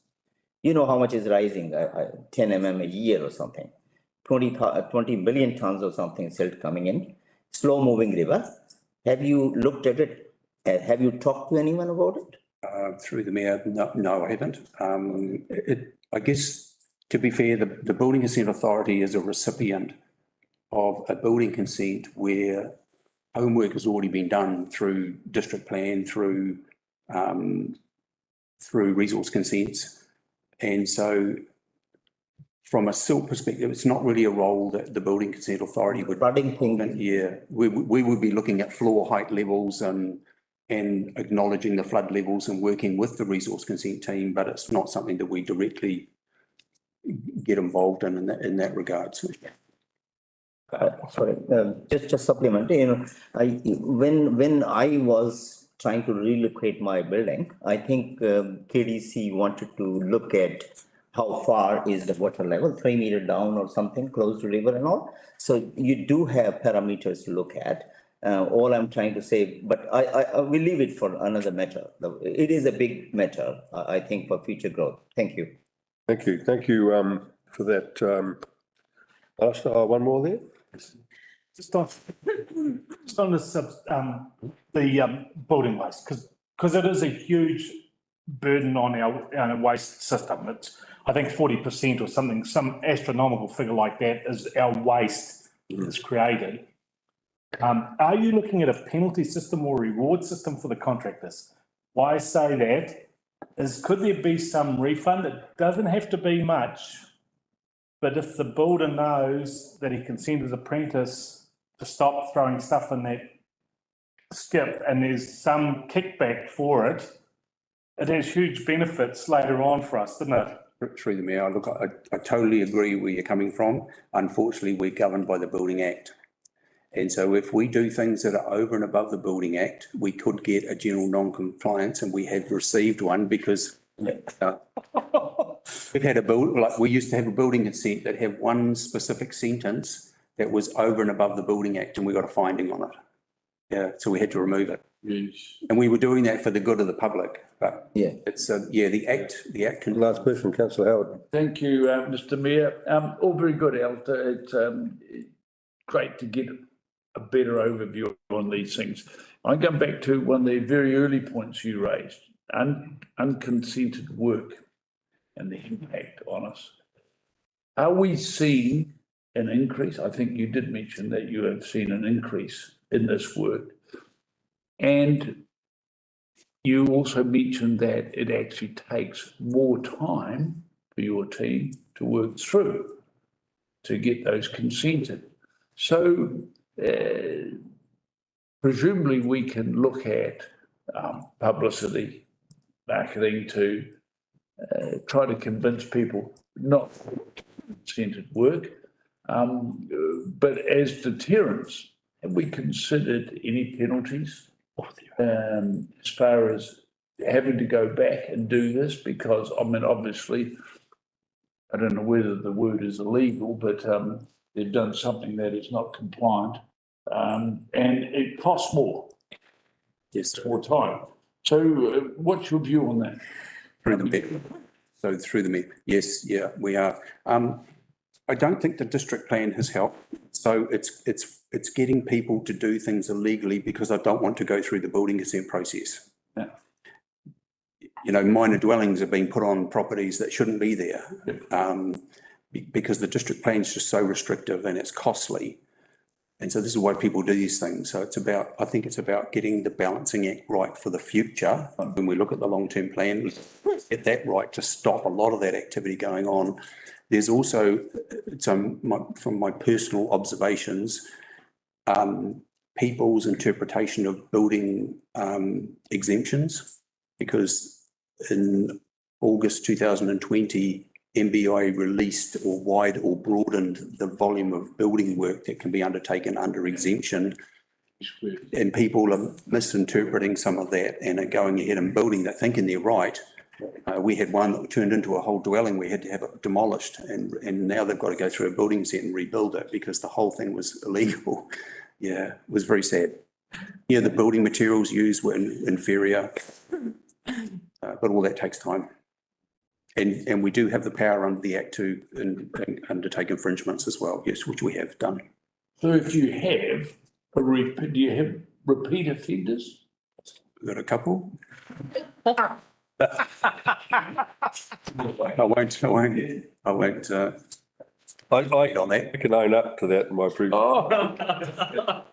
I would say to retrospectively fix up what you should have done in the first place cost you a damn sight more. Like if you put up a garage and put a bed in the kitchen, and then you get pinged for it. Doing what you could have done in the first place anyway was a lot cheaper than retrospective fitting it. So the council appropriately charges a lot more for what we call the miscreant than they would otherwise. I think that, the point is that there's clarity, that we have clarity about the processes which we can do to minimise this sort of activity. Yeah, councillor Last. Thank you, Your Worship. But just to clarify, are you still living in your garage? No, I think Alistair's onto it though. You brought up a good point. It's a balance between getting it right, and sometimes there is confusion about what people can understand what they can do. You know, one of the confusions that came in big time was the fact that you could build, I think it was in a rural location, you could build 30 squares and under, was it, without a permit, as long as you did it to the correct standard? Because some people thought that was a license to go and do what they like, you know? So, you know, its interpretation can be a big part of it. Councillor Lambeth? So a lot of these are coming through with the sale of the property where a prospective buyer is going through a bank and needs insurance and has to get that certificate of acceptance. Yes? Through the media, yes, you're correct. Is that a lot of them that are coming through or? There's enough to keep us busy. And the other big scourge are obviously cabins, aren't they? Not tiny homes, but cabins. Correct. People thinking that they're buying a tiny home, which is compliant, and it's just a. Correct, woeful. Right, okay. Hey, look, thank you very much. I'm going to have a break now rather than continue doing, because I need to use the facilities. So we'll come back at, after 12, a minute past 12, eh? What? 12:01. It's only 11:05. It's 11. It's only 5:11, sorry. Oh, it's people's looking at an party. Make it 11:15, sorry, people. Thank you, Mr Mayor, thank you.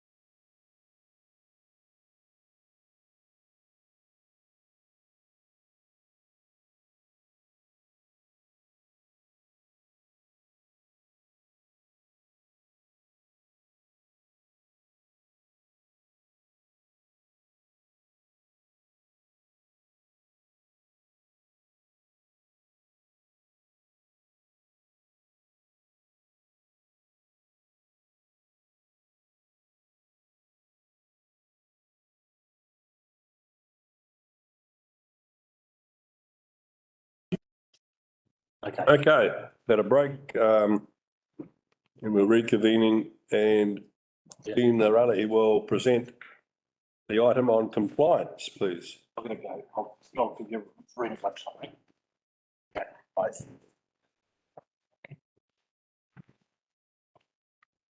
Good morning, Bishop, and thank you. Ash? Hang on a little bit, Dean, we'll be seated shortly. Come on, Hoppy. People stop me. People.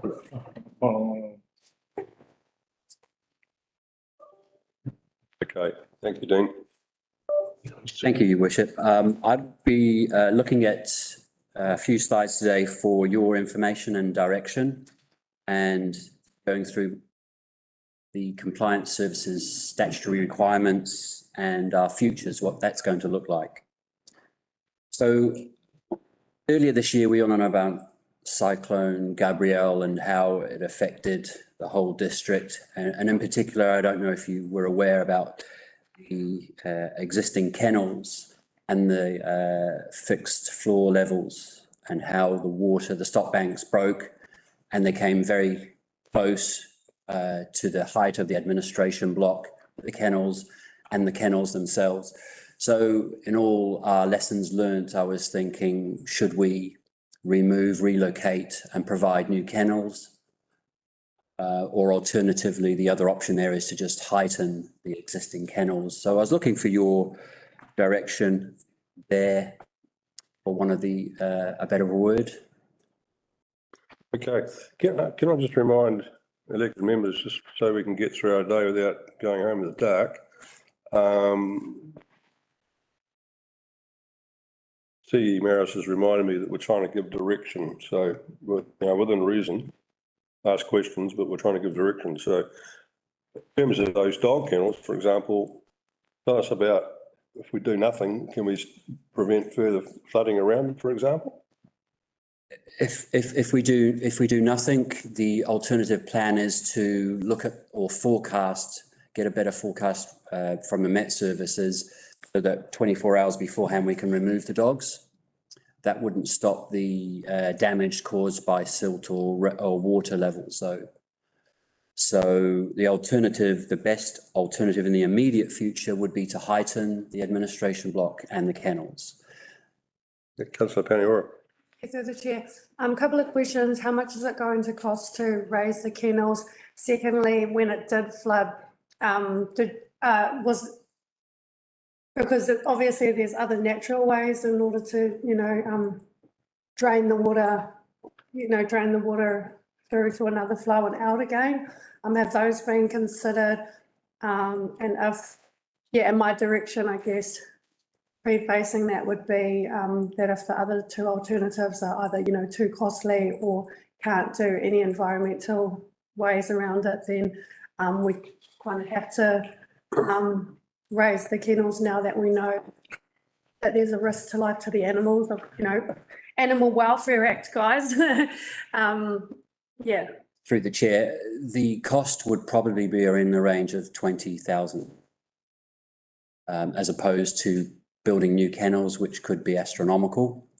I'm not so sure you realise the amount of water body surrounding the river and the area.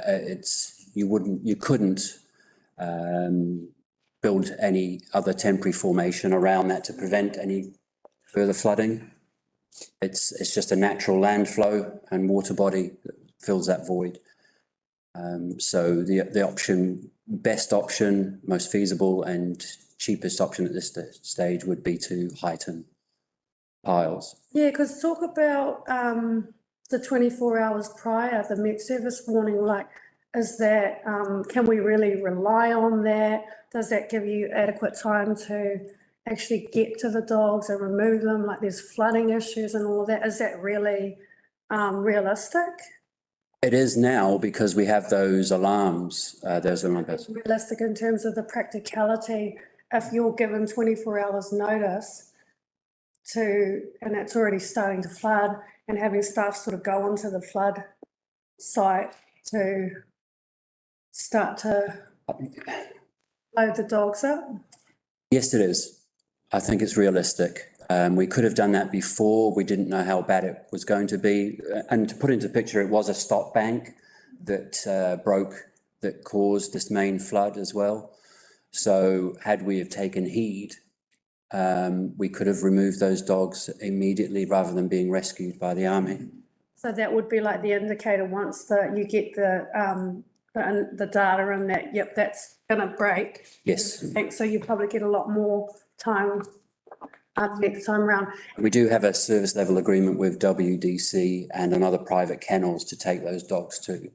And so would that save us the 20,000, or would you still need to prop them up in order for that scenario to work, or?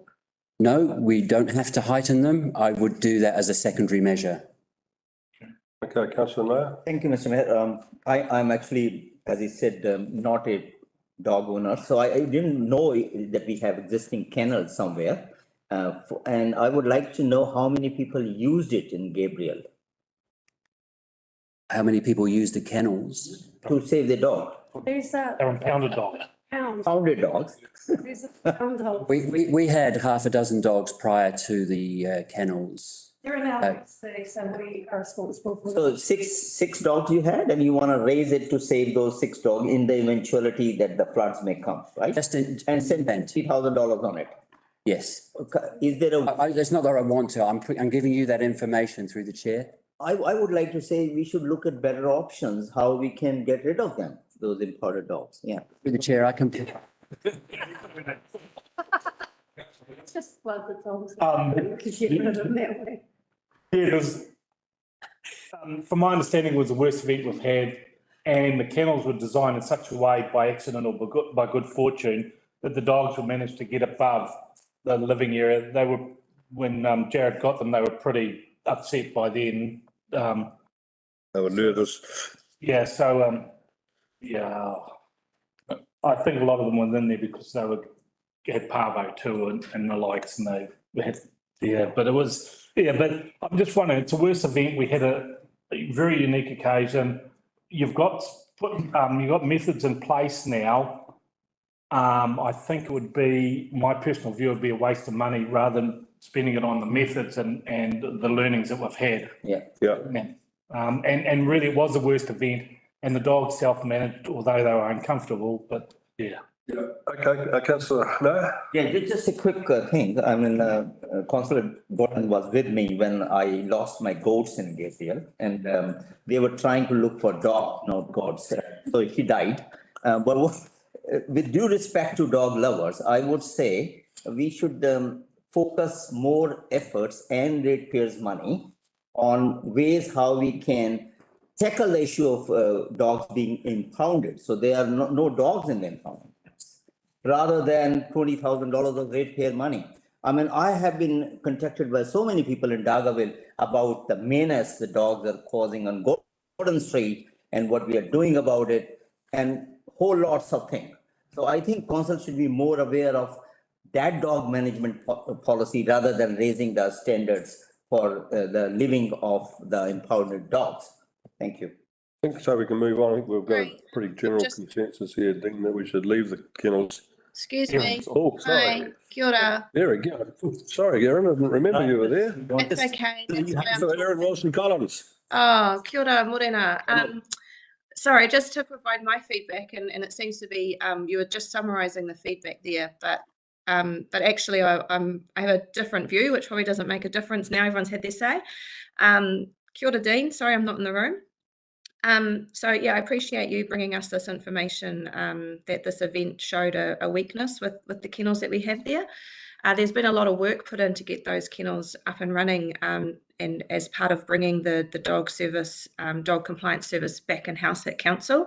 So I would hate to see a situation where anything is repeated, whether it's a cyclone or any other kind of flooding issue down there, where council is then responsible for people actually losing their dogs who have been impounded.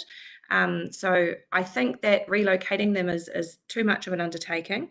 I appreciate that, yeah, perhaps there are other ways of mitigating the risk without spending $20,000. But if the choice is whether we've actually mitigated the risk of having these dogs' lives in danger while they're in our care versus not, then I think that the raising of the kennels is the appropriate thing to do and make sure that they are safe from flooding. I think the information that we just keep receiving is that these sorts of events are going to become more common and everything is unpredictable. So I don't have an issue with taking a sensible and careful approach with those kennels, doing the cheapest option, but still just making sure that we've been able to mitigate all the risks down there. It is an interesting location to have them in the first place, but it seems to work really well. So moving them, I think, is not the answer. Kia ora. Thank you. Thank you.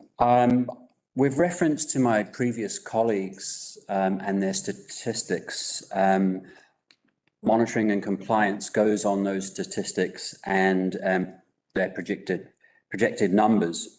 So we're going to be receiving, obviously, increasing levels of service, which will be met by complaints and nuisance and other business demands, which is not just residential.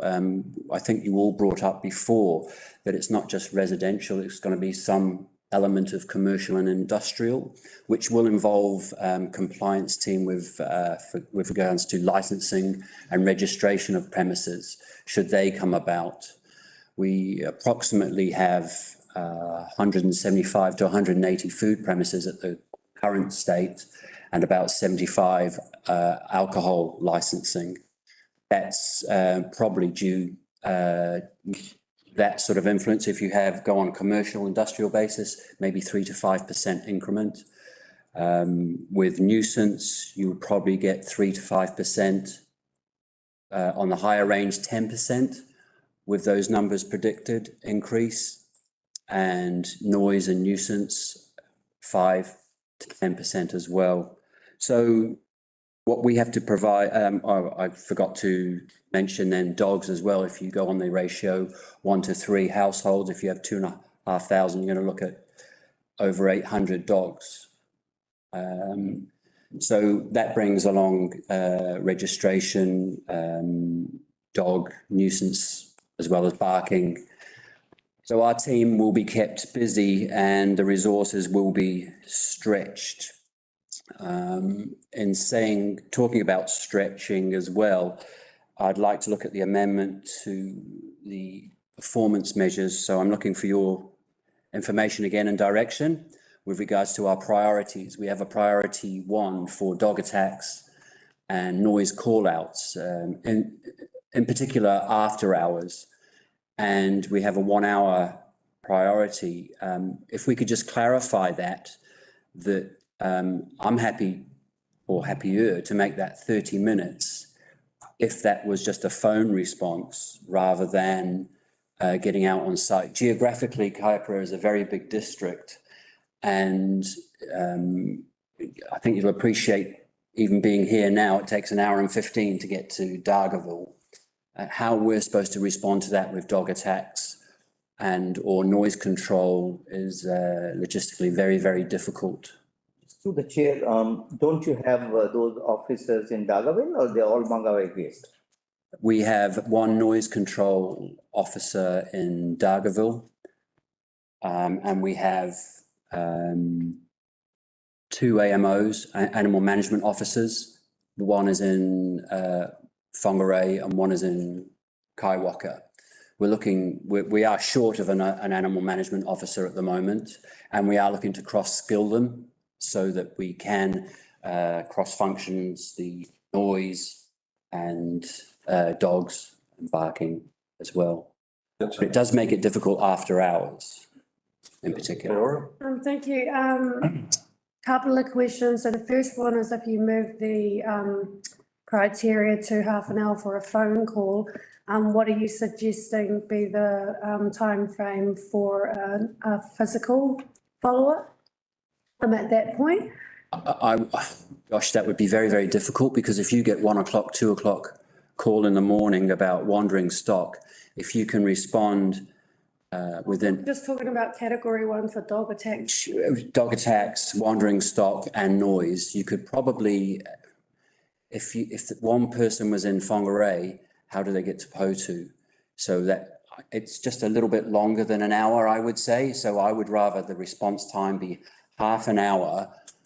And then the officer could call within half an hour and then give an indication how long there would be to someone where there's wandering stock or a dog attack or noise complaint. I'm not okay with that because that lets your staff off the hook for, they just do a telephone call and then there's no other requirements after that. We had these discussions at the beginning of the year. You talked about getting another staff member on so that you had one based in Mangawhai, another based over near Dargaville, so that at least one of them could get, to certain areas of the district within that 1 hour time frame. We're talking a dog attack, so there seems to be that we'd need to separate the categories out depending on one of the three and the time limit. So if it is after hours, so you talk about wandering stock after hours, happy for that to be a category 2 or a phone call. There's not really much that you can do about that, but liaise with the farm owner to get them, them to go and retrieve their stock. But dog attacks, again, it's probably something for the police, but you'd need to work in with the police to go and impound the dog. My general feedback is that I'm not okay with just a 30-minute phone call. If there's a follow-up from that point, then I'm happy for that to be incorporated in, but we're not letting you off the hook, basically. Through the chair, I think we're almost inching our way forward to a good resolution there because there is difference between the daytime and the after hours. You can resolve something with the wording there out of this field. Councillor Lambeth, followed by Councillor Howard. I'm happy to. Oh, followed by Councillor Erin Wilson-Collins. But I agree with Councillor Peniora, what you're doing is you're taking away the priority. You're demolishing it, so it has no priority if it's phone call. Wandering stock, it's a huge threat to public safety. It needs urgent attention. Whether you, I don't know whether you zone the areas or whatever, or if they can't make it within an hour, there's a preliminary phone call saying that where they're travelling from, something along that line. The public want to know that they're safe. They're not priority one for that reason, the noise, dog attacks and wandering stock. Councillor Howard. Thank you, Mr. Mayor. Look, it seems to me here that actually the phone call is the first point of action. It gives you an immediacy factor, but it allows you, I think, I'm trying not to be idealistic here, it allows you the opportunity to work with whoever is affected to come up with a plan and acknowledge that it might take someone well over an hour to get there, and to take that into account in what is decided, whether it be to call the police or whatever else. So I think that if a phone call can be used as a first point and that there are other options that come through. I mean, if there's wandering stock and it's going to take somebody an hour to get there, well, there's either been stock killed on the road or a praying, somebody injured, or they found their way back into a paddock. Who knows? But there is too much risk, I think, by having just nothing happen for an hour waiting for somebody to arrive. So, I mean, I think that what we can do is make that phone call a real point of action, but with The other point I've got is that around here, we seem to have had so many unattended dogs in recent times. You know, you see on the streets and all. Do we have a real problem with dogs not on leash and wandering dogs in our communities? Through the chair, I don't think we have a real problem. I think we're getting better with the quality of our officers and the numbers that we're capturing and the education that we have planned for going forward. And I think possibly the numbers that we're seeing is because we're getting there. We're actually finding those issues now. Sorry. I don't think it's an epidemic. Actually having more numbers of dogs that are apprehended or less? I think we're having less. I haven't got the numbers with me at the moment, and I'm due to report to that around September, October, and I can report the actual numbers then. Okay, councillor Erin Wilson-Collins up there. Thank you very much. So just to provide a bit of feedback, sorry, not feedback, to provide some context for elected members who weren't here last term. So the compliance of having to attend an event within an hour, there was a lot of conversation around that last term because it often wasn't able to be met, as Dean has pointed out about the geographical restrictions, you know, the fact that we're such a large geographically placed district. So there was a lot of talk about looking at that that target and being able to change it. So I understand what's happening here. And I appreciate the suggestion that you've made, Dean, about having a phone call within 30 minutes. But I wonder if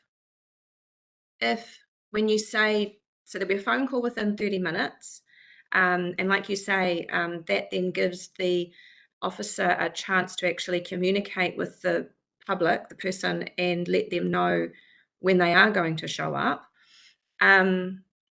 Could there be a second target, I guess, that actually also measures that? So obviously, I don't know, I've been in a situation, for example, not dog related, where need to wait for an ambulance, but the ambulance is out attending someone who's broken their leg on their farm.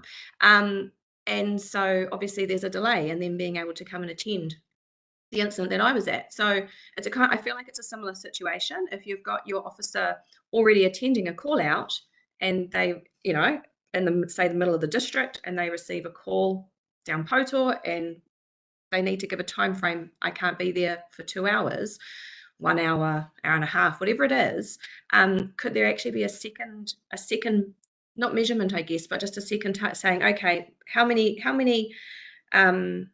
call outs were responded to within 30 minutes with a phone call, and how many call outs were attended in the time frame that was given by the officer?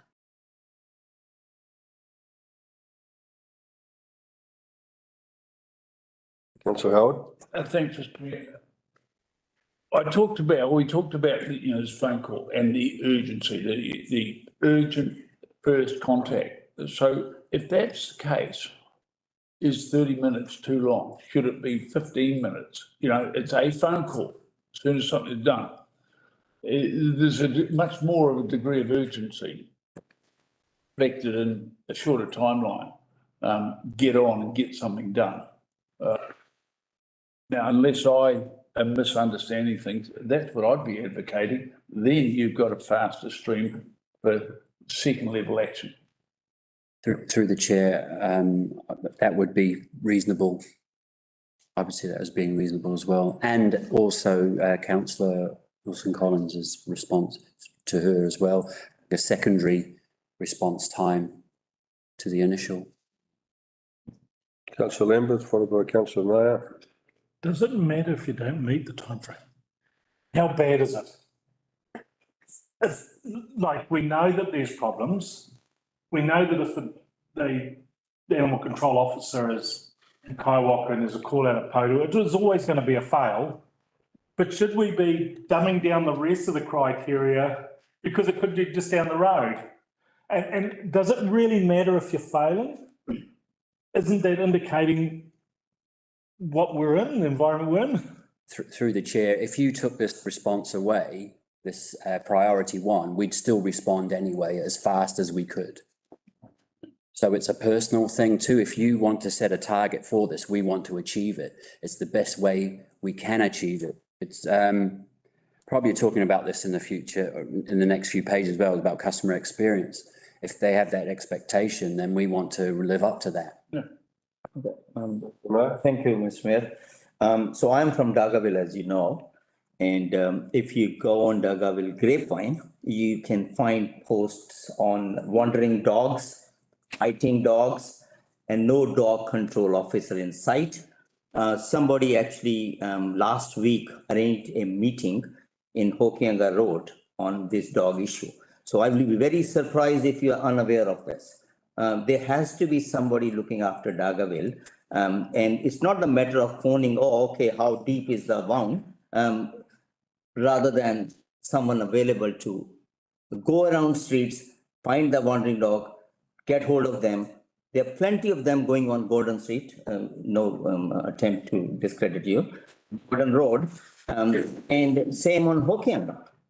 There has been a person who has been actually stopping his morning walks because he finds these stray dogs barking and trying to, he's pretty old. Now, all I'm saying is a living issue. It's not an issue which can be talked about and not doing anything about it. So take it please seriously. Thank you. Okay, I think we've got takeaways from that, haven't we? Through the chair, yeah, look, we are taking it very, very seriously. And in response to that, we do have a education campaign a lot more regularly coming up to remind people about their, yes, about not just registration, but their responsibilities. And two, this is not just about dogs, it's about noise as well. Yeah. And in response, councillor, to that Hokianga meeting, no one turned up. That's how seriously other people took it. They like to moan and groan on Facebook, but they don't take it seriously enough to support. That is an issue. So we have to manage the Facebook and try and get them to complain. Okay, I'll give you a number. Thank you. Okay, CE Maris wanted to make. Yeah, thank you, Mr. Mayor. So thanks, Dean, you answered beautifully. Thank you very much for that. I just want to sort of draw the link to what we're doing here as well with the LTP, right? We're getting these levels of service that we're agreeing, and the feedback we're seeking from you is about what the team put in front of you about this upcoming LTP. We are very aware of some of the issues at the moment, and the dog one in Dargaville has been live for some time, and we're working hard in that space, as Dean said. But I'd also like to draw some parallels around the measures and what happens with those measures. So when you set the measures in the LTP, they're set for 3 years, okay? That's how it is. And then our auditors audit us on those measures, and those measures are then reported in the annual report. So when you say, you know, what happens if you don't meet those measures, it's a very public document, and it speaks to the public trust and the level of service that you've set and our ability to deliver it in that space. So we take these measures really seriously because it informs our work program and how we deliver that service. But also the extra step there is that it also informs our resourcing.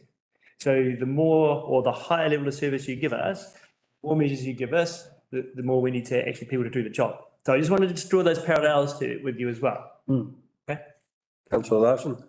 Thank you, Your Worship. I think that the conversation that we're having this morning is really good, and I don't want to stifle that in any way. However, we are now an hour over schedule, and we're supposed to have strict leadership, open spaces and facilities, and flood protection and land drainage completed in the next 10 minutes. And I just think we kind of have, I know we're drilling down into the detail way beyond sort of high level LTP conversation. I've done it myself, and things that are of particular interest, it's good to have those conversations, but if we don't move on, it's going to be 8 p.m. We need to decide whether we actually follow a schedule like this or we chop it in half and put some of it onto a day. We're going to run out of time. And so maybe we need to go, okay, we're going to have some questions and some comments, but further commentary might have to come by email. Otherwise, we're never going to get to the end of the day. Can we just wrap up what the direction is that you're going off of? Is it the two-tiered approach or? Could you rephrase that, please? So a 30-minute phone call and then another time frame to, is that the direction we've given or? Through the chair, I'm happy to accept that. And we can finer details that through another email if we wish. Okay, councillor Lowe. Yeah, I just want to make a quick statement, with due respect to LTP, and I don't care if it takes 3 years to implement a dog control or a toilet issue in LTP. The problem is today, it has to be tackled today, regardless of, and I don't mind extending the meeting for 10 minutes if we can solve an issue rather than postponing that issue. Thank you.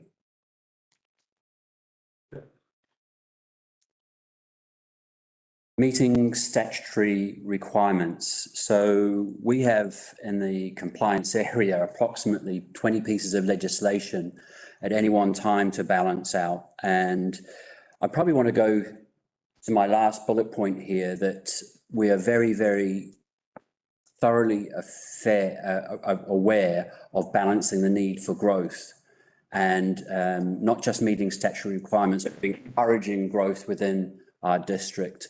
That's a message I've been passing on to my team for several years now, and it's just reinforced by what you're saying as well. So I just want to give you that confidence that the compliance team, if they get a new food premise, if they get a new industry, they'll try to collaborate at the best of their abilities to encourage them to stay and work within the district.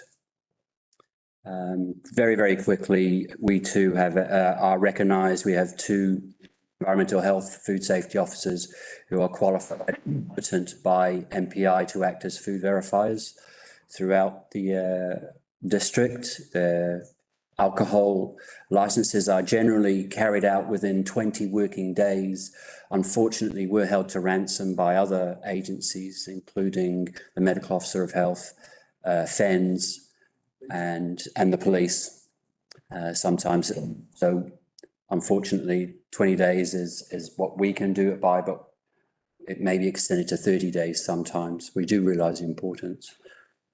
Monitoring of resource consents and their complexities. I think you're aware now of the new district plan changes and requests and the MCL. There are a lot more conditions on the consents, and so there's growth in that area. However, again, meeting that balance of statutory requirements and the growth is very, very vitally important, and I can't overemphasize, and I will in my next slide say the same things again, just to get our point across that we're not just cross-skilling our staff, we're not just giving it a token gesture, but we're also planning for meeting new emerging legislation as well. So the resourcing is a factor in the future with the growth of the district. What the future looks like for us, just hinted then about central government push down and emerging legislation, but also we have not just rumours but concrete evidence about other issues we're having to tackle now through the Medical Officer of Health, which is communicable disease, boarding and freedom camping, which I'm sure you're all very much aware of. To assist the compliance team, we are looking at improvements for digital services and their efficiencies, and I can example this with dog registration at the moment. We're going through that. At the moment, we have a portal, then we have Magic that don't speak to one another. And so to prevent people from going in through the portal, then back out again, then back into Magic, we're looking at a one-stop shop or just a hand-holding application there that will increase the efficiencies and customer experience with our customers. And if you know how many dogs we've got 5,250 approximately. So that's hopefully around 5,000 experiences, a little bit more pleasant for those customers in the future.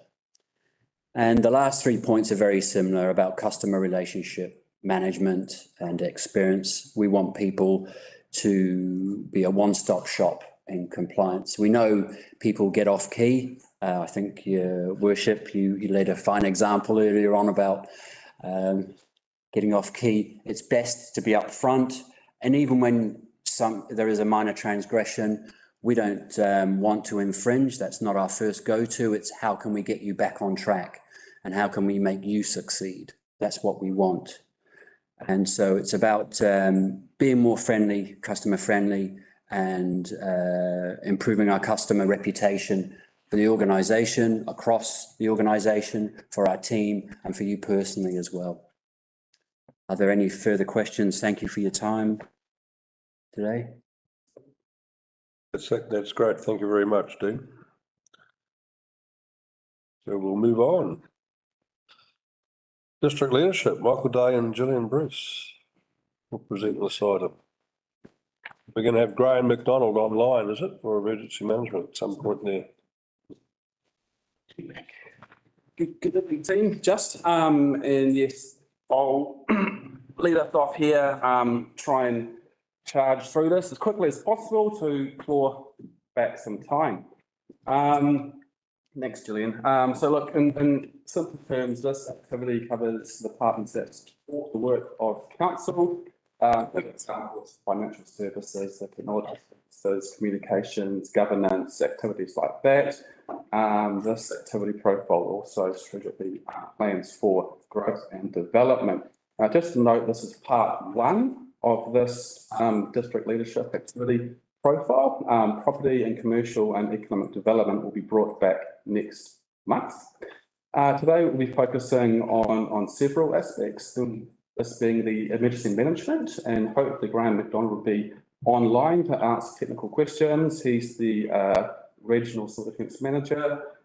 We'll touch on communications, Gillian will speak to that, and then I'll touch on any other key strategic projects in the final slide. Next slide, thanks, Gillian. Cool, we're there.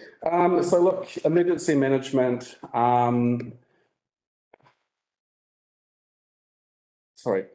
effective emergency management touches on all aspects of council's new vision and outcomes. Councils have a legislative responsibility to undertake CDEM work. Our civil defence response has obviously been tested quite heavily recently. It's been in the spotlight from my perspective. We actually came through it bloody good. There's always opportunities for improvement, scope to improve things, and we'll touch on that shortly. Go next slide, please. Thank you. So what we want to talk to here is a couple of points. We are looking to ensure that KDC is resourced and prepared and can effectively and efficiently respond to emergencies. That includes our tsunami siren network. We want to strengthen and enhance our internal capacity from a staff perspective to scale up and respond to events. And through this new long-term Cyclone Gabrielle response plan for Northland, not just in this team, but as Jason's touched on, across all facets of the business. And also another key point in this activity is actually helping our communities to grow their resilience to emergency events and be prepared for emergency response events. And that's through the creation of new community response plans and via the community response groups as well. So thanks, Gillian. And this is quite straightforward, but if we don't scale up, if we don't fail to deliver on these key initiatives, there's a real risk of harm to our community, both mental and physical. Ultimately, loss of assets, life and infrastructure is what we don't want.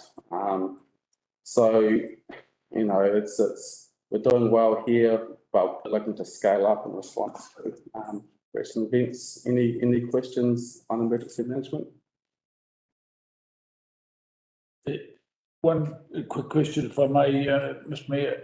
So does what you're covering here, are you asking us to make any changes now from where you're at? You know, given that we've had learnings, significant learnings, and we've done that pretty well. Have you made changes that we need to endorse specifically? Yeah, so as an example, what we're looking to do here is to secure some monies for the maintenance of the tsunami siren network, for example. When I say strengthening and enhancing our capability and capacity, it's just ensuring that more KDC staff have the ability to lean in and respond to an event as well.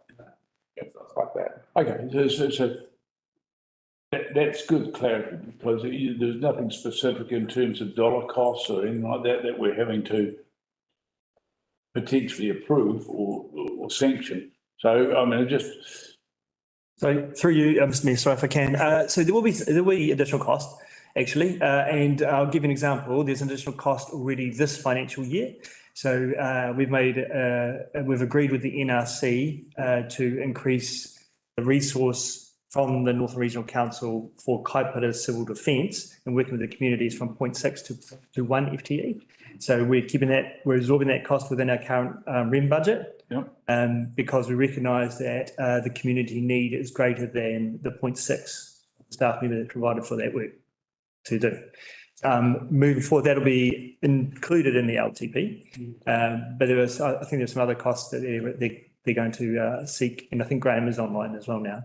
But that's going to come back to them. Is that correct, Mike? Yeah, look, in the scheme of an LTP, it's really minimal. What is being asked for here, but yes, small cost, small increase, no, circa under 100K type thing. No, it's small change. And do you have anything you want to elaborate on if you are virtually with us? Nothing really to elaborate on. I think what we're trying to achieve is to build upon the good work that was done through Cyclone Gabriel and increase capacity and capability, has already been alluded to. So that's our key strategic approach over the next 4 or 5 years. Councillor Raya? Yeah, thank you, Mr. Mayor. Just a quick question. I was talking to the fire brigade as well. And I think there was a suggestion that the civil defence, when you have, they should be placed together rather than apart. Like this head office is in Whangarei, I think, now, civil defence, right? Graham, are you in Whangarei or? Yes, we are in Whangarei, and when it comes to operational. How you, because in a situation of emergency, would you have someone, you need all those people, you need the cops, you need the fire brigade, you need people like Gordon. Can't they all be stationed at one place? That's what we aim to achieve with an emergency operating centre, having everyone co-located together. Our long-term plan is to build a centre here in Whangarei to actually achieve that and have a BAU approach to it as well. During Gabriel, we were, sorry? How about Dargaville? The flooding happens in Dargaville, not in Whangarei.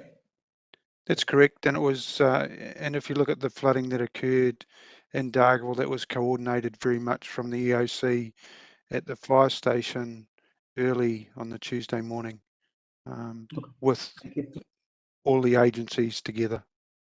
Yeah, thank you. All right, move on.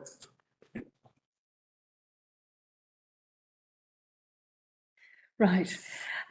We know that we want to, as part of our vision and outcomes, we want to promote Kaipara as the place to be and to create vibrant communities and a thriving economy.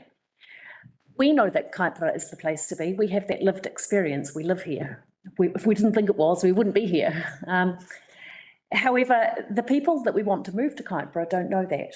They haven't had that experience that we have. People don't move to Kaipara. They move to a lifestyle. They move for something, but they don't come to Kaipara because it's Kaipara. They come because they like the beaches, they like the ocean fishing, they like horse riding, or whatever it is, or maybe they want to be near their friends and family, or because it's affordable.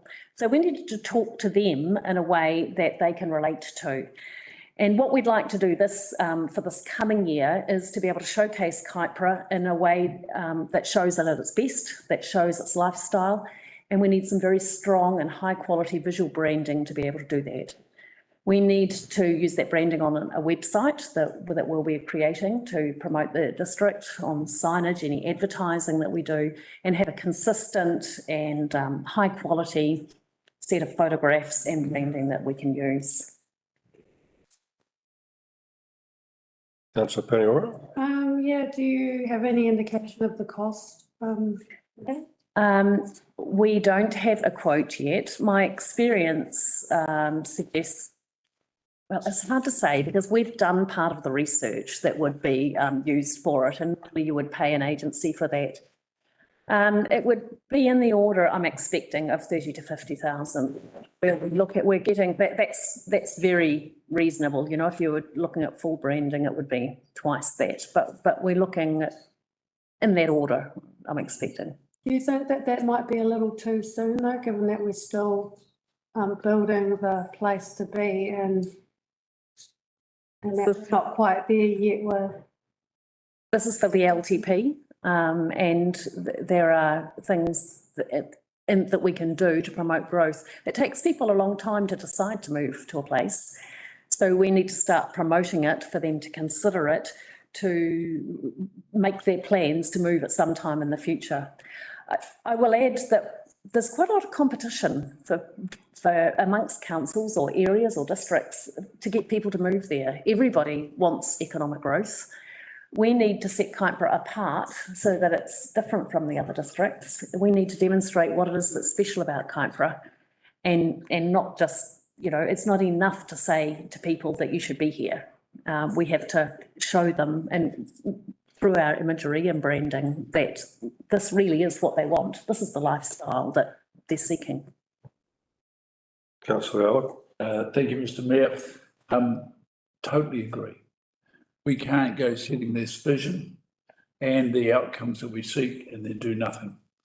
I mean, and you did right, these costs, they could be more or less, but I think that in my experience is a good boundary and it's a good time to start that. The question I would ask is that we look to support local businesses in doing all of this and in the first instance. And I'm sure that there are a number of good, keen options, both sides of the district. But I think that there's no better time to start now. We've got, yes, there are elements that we do have to put in place yet, but this is all part of the process and you don't want to leave this too long. Right? Good initiative. Councillor Noah? Thank you, Mr. Mayor. I agree with Councillor Howard. So we have a mission, vision. We need to start and start slowly even, but that's the direction I would like to give to you. They go for it. Thank you. I'd like to add something to that. I think everybody tends to do everything online now, don't they? You know, if you want to go out to dinner, you look up the local restaurant and look at the menu and then you make a booking. I mean, everything's, and I think the website's particularly important in promoting the district. I mean, if you have to set up an information centre, for example, that costs you absolutely. Then you've got to question how effective that's going to be compared to having a really, you know, smart website. So, you know, I can envisage having a sign outside Paparoa at either end, you know, Paparoa, what's here, check out our website, you know, and it's a great way to promote the district for what we're trying to do with our visions and outcomes. Councillor Leonard? Yeah, it's one of those strange things. You speak to anybody from outside the district, they don't actually know where the Kaipara district is. That's a problem. So we need those links to those towns and that. And like marketing and anything else, only 50% of it works, but nobody never knows what 50% actually did work. Yeah, so it's one of those things, you just got to carry on putting it out there. But the biggest thing is because you know where the Kaipara is, you can't assume that everybody else does because they don't. And through the chair, as I said, people don't come to Kaipara because it's Kaipara. No. I came here for the weather. You got it. I wasn't going to say that. It's going to be right this year. How's the topic of July? Yeah. Excellent. Right. Thank you. Okay. Okay, thank you, Gillian. Last slide here. Other key projects, some are strategic, some are BAU. In the governance space, we've got the administration of the elections in 2025. Actually, the conducting the representation review is meant to be 2026. There's a typo on there. District plan review, a key project for the district. We need to push through to notify that and take it through the statutory process. Climate resilience and adaptation work program. The current LTP is the pilot program for Ruawai. There's options there if we want to scale up or not. We're going to come back to you next month for further details around this specifically. It's a national policy statement for Indigenous biodiversity and the implementation of that. Strategic planning, well, that's somewhat BAU. It's important that, you know, our annual plans, annual reports, long-term plan that we're doing right now, we need to plan for that, prepare for that, going through it now. Bylaws, statutory review and development as required, and then record digitalisation, that last point there. You know, scanning and documenting and archiving our records is very important. We're looking to secure a dedicated resource to do this because I've been told that currently it's going to take us some 30 years to digitalise all our records at the current pace if we don't get a resource in for that. Done. So no. Thank you, Mr. Mayor.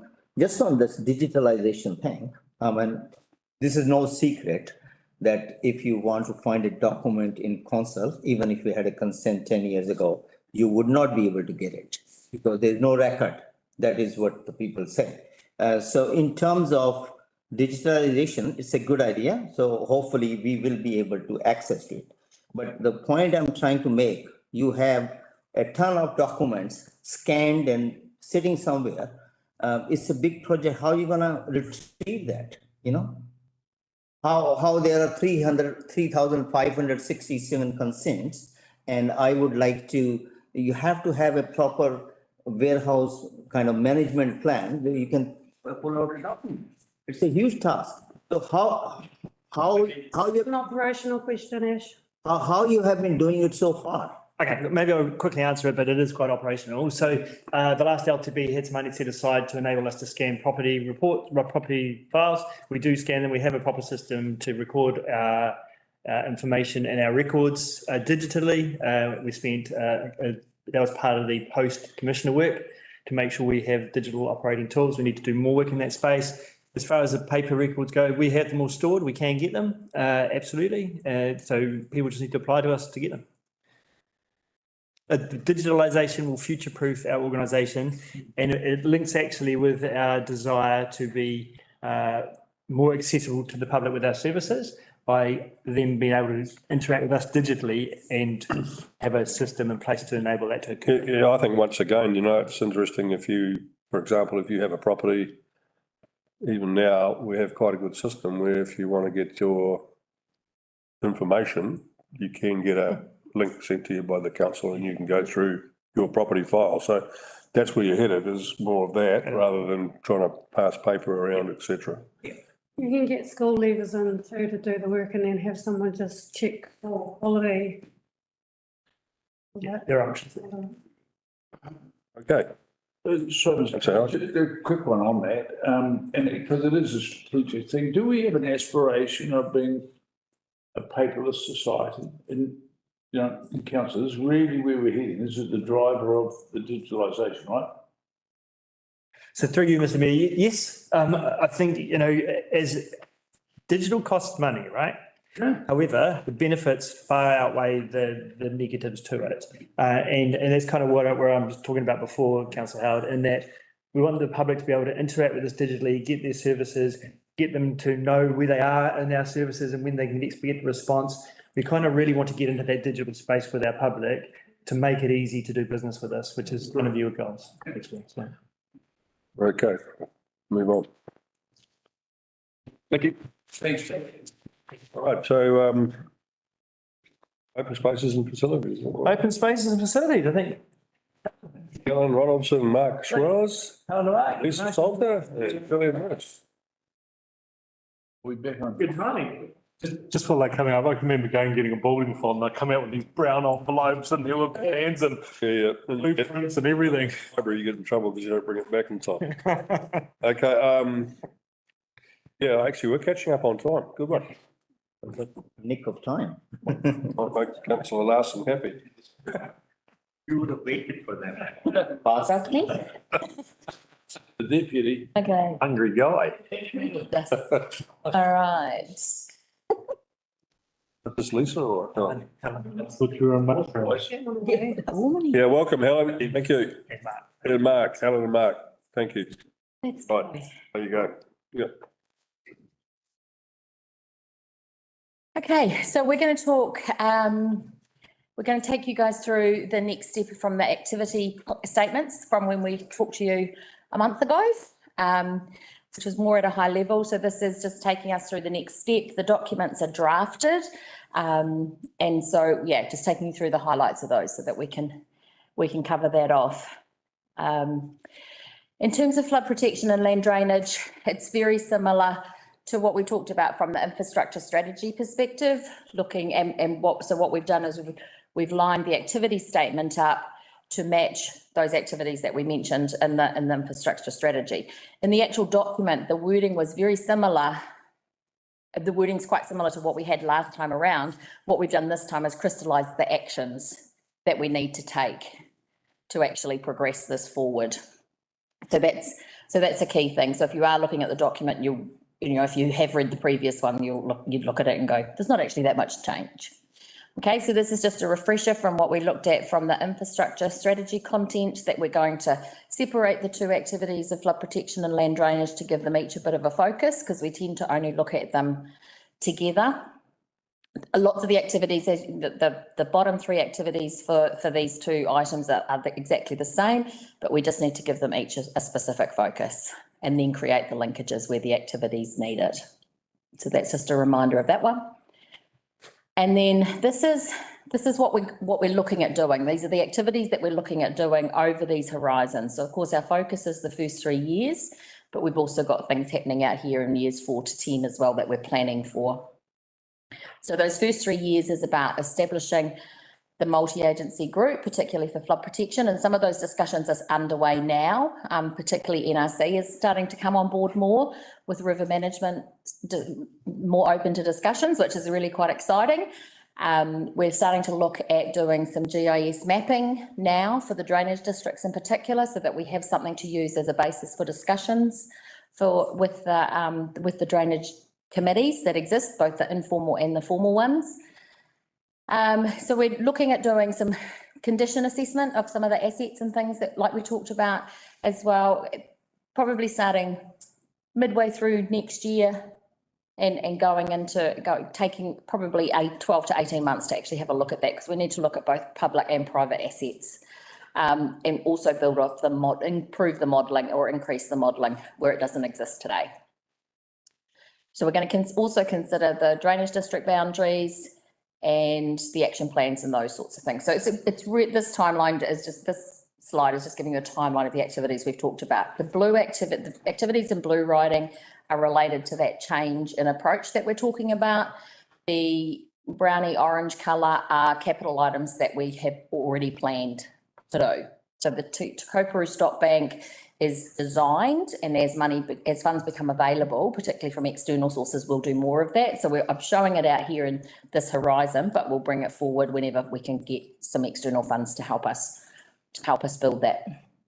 And the floodgate for Canal K in the Raupo district, we had hoped that the MB funds would be sufficient to do the floodgates for both G and K, but that wasn't to be this time around. So we have planned to put Canal K floodgate in.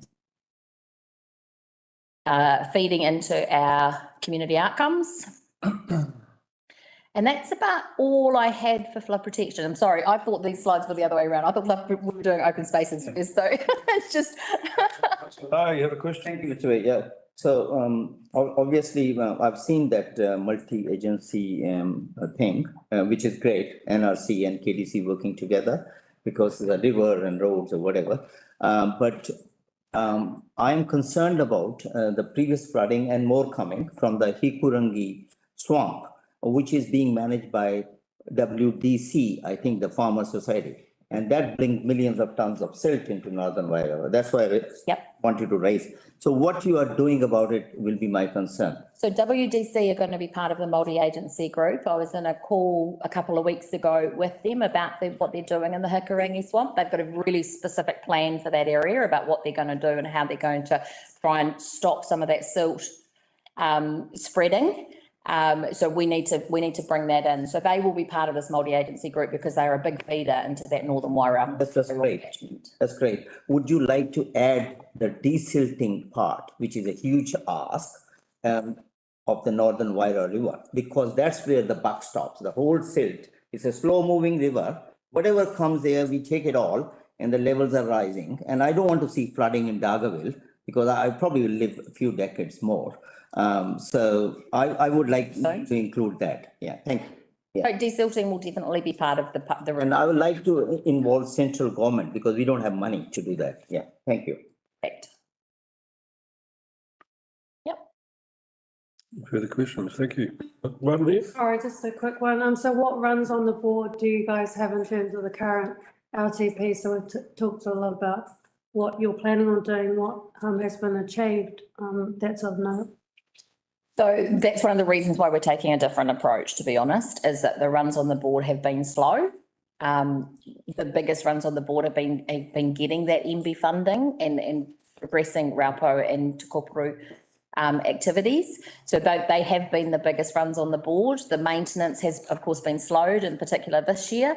The maintenance program is behind. It was up to date coming into this latest financial year. And then the adverse weather has just meant that where we generally have 2 rounds of maintenance, only 1 has occurred. So the funding for Te Koporu was taken away, so that can't be surely considered a run on the board though. We've still managed to, we're still managing to construct a kilometre of stop bank along through there. That plan for? It's happening now. Yep, 700 metres are complete. Yep. Thank you. Is that, any more questions? Okay. Thank you, Helen. Spaces, I think now. Sorry? Open spaces now? Open spaces now, yep. Open spaces. Much happier now that I'm with the program. My apologies for the shaky start. All right. Yeah, so open spaces, as we've taken direction from you previously at briefing, we've tried to incorporate that into the draft document. So it's just a bit of a recap here on what open spaces captures. The approach, again, which we've taken feedback from you on previously and sort of what we've refined it to, noting that we need to increase the facilities as we grow as a district. So trying to match the increase in facilities to growth. Maintenance budgets need to increase in alignment with that. Council's placemaking approach, which has been ingrained now in place now for some years, we're looking to continue with that, which is community groups to try and achieve outcomes and develop more facilities for our communities.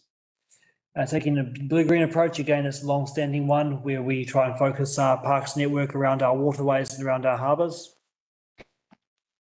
Greater focus on reserves management planning to comply with the Reserves Act.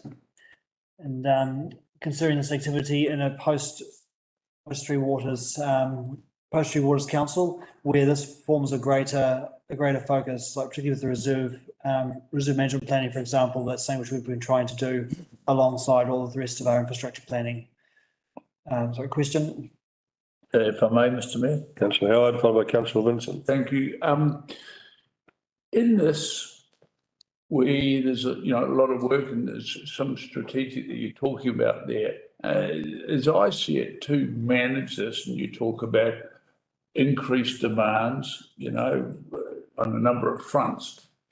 So why have we not got something in here about specifically strategic personnel and to manage this process? I mean, we have talked about parks, people's strategic placement there. Surely that should be part of this approach. So it is. So we have included some additional resources in the headcount We have, yep, to deal with what we're trying to do here. Should that not be detailed? So that's with me, team. So, through Mr. Mayor, yeah, I don't want to bring all the staff resourcing stuff to you haphazardly. Okay, all right. I think you need to see the whole picture at once, and we're going to do that way. Okay. Rather than piecemeal, because it's Well, it's sight of the whole thing. I'm just thought that, given it is strategic, definitely. It might have been just a mention as part of this, that's all, without going into the detail. The required headcount for what we're proposing has been also proposed. Councillor Vincent. Thank you, Mr. Mayor. Firstly, provide some feedback. I really endorse the placemaking approach. In the presentation for developing open spaces, and I think through the grants program, there's also the opportunity for contracts for maintenance of facilities as well. So I'd like to endorse that also, because it can be a win for the community as well as for the, I guess, the people using the facilities. The other thing is, I know, I'm pretty sure that we are providing depreciation to cover the costs associated with the new wharves, but I don't think we are, and recognising that these assets which we expect to have greater use of, are there plans for financing or providing depreciation for other existing green assets such as wharves and such? That's something I'll have to go and check within finance as to if that's being funded through depreciation. But essentially, ongoing maintenance of council's infrastructure and facilities is part of this program. Because I think previous inquiries or perhaps from people in the community about such and such a wharf that wasn't a shiny new one, that there is no fund until repairs and maintenance. It's a matter of scratching around and finding something somewhere, but nothing specifically designated. So I think that's our next slide, isn't it? Yeah, so what's happened in the past is we haven't even had the assets on our list. So that, once they're on our list, then we get them revalued and depreciation occurs. But it's actually a matter of identifying. So if we've got them identified, we'll depreciate them. Yeah. Cool, that's a good answer, thank you. So the maritime assets has been a bit of a focus for us in that regard, because there has been some confusion about which assets are publicly owned and which are on our books. So, yeah, been a bit of a focus on some of that. Are there opportunities? I don't know if this is the place to bring it up, but are there opportunities? For example, we've got a really nice facility that will enhance boating in the Bay wharf there with that pontoon. I ask you to hold that thought because we do talk about that. Okay, all right, well, okay, yep. Yep. Fine. This is about how these things. I had a question to the chair, just on open spaces. Following on to Councillor Vincent's thing on placemaking approach. So in my experience of 1 year, I've been to 4 or 5 places where public toilets is the main cause of or bone of contention by the community. So would you look at something that whereby rather than some big agency looking at once in a while, community group can actually manage that? Is it possible at all or not? Yes, so we have some cases where community groups clean public toilets or look after public toilets. And it's what we refer to as a contract for service. Why not look at all? All? Yeah. So you have community groups everywhere now. Riporo Management Group is there. Whakaperau was actually exemplary, very well kept. So why don't you try to replicate that model? So it's lesser cost to us. We don't have to hire a big contractor. So that relates to the question that Mark and I posed the last time we were in front of you about what did we want to do with those sorts of community agreements? Yeah. Because we just, the feedback we got at that point in time was that it was a case by case basis, because we have a scenario where a community can be incredibly passionate about something for a period of time, but the people change and the thought patterns change and that wanes away. So at what point does council step back in and take over that maintenance again? So that is an ongoing discussion. Where the model works, it's fantastic, but we also have a responsibility to maintain those assets to a certain level as well. So we've got, it's a balancing act. So it is Balancing act for us. And where we have community groups come forward, and our community engagement team is active in all those, in all our district. So where we have input that sort of thing is wanted within the community, we absolutely follow it up. Okay. Yeah, that's part of business as usual for us. Thank you. So this slide just covers off how this activity is funded. As with financial contributions, also known as reserve contributions, are probably the key way in which we raise funds for new, and also through which we acquire new land for new parks and facilities. But the complication there is that they're intended to meet the needs of the growth that comes from those developments. So they are effective in providing funds for meeting the demands from growth in growing areas, but they're not so useful in funding facilities in areas which are experiencing low growth. So areas which, for example, have a high visitor pressures, that we need to provide facilities for visitors, but where we don't have a lot of growth occurring, funding source is not so applicable. So at the bottom of this, you also see loan funding, which can be used to provide facilities in areas which don't have which are not generating a lot of financial contributions.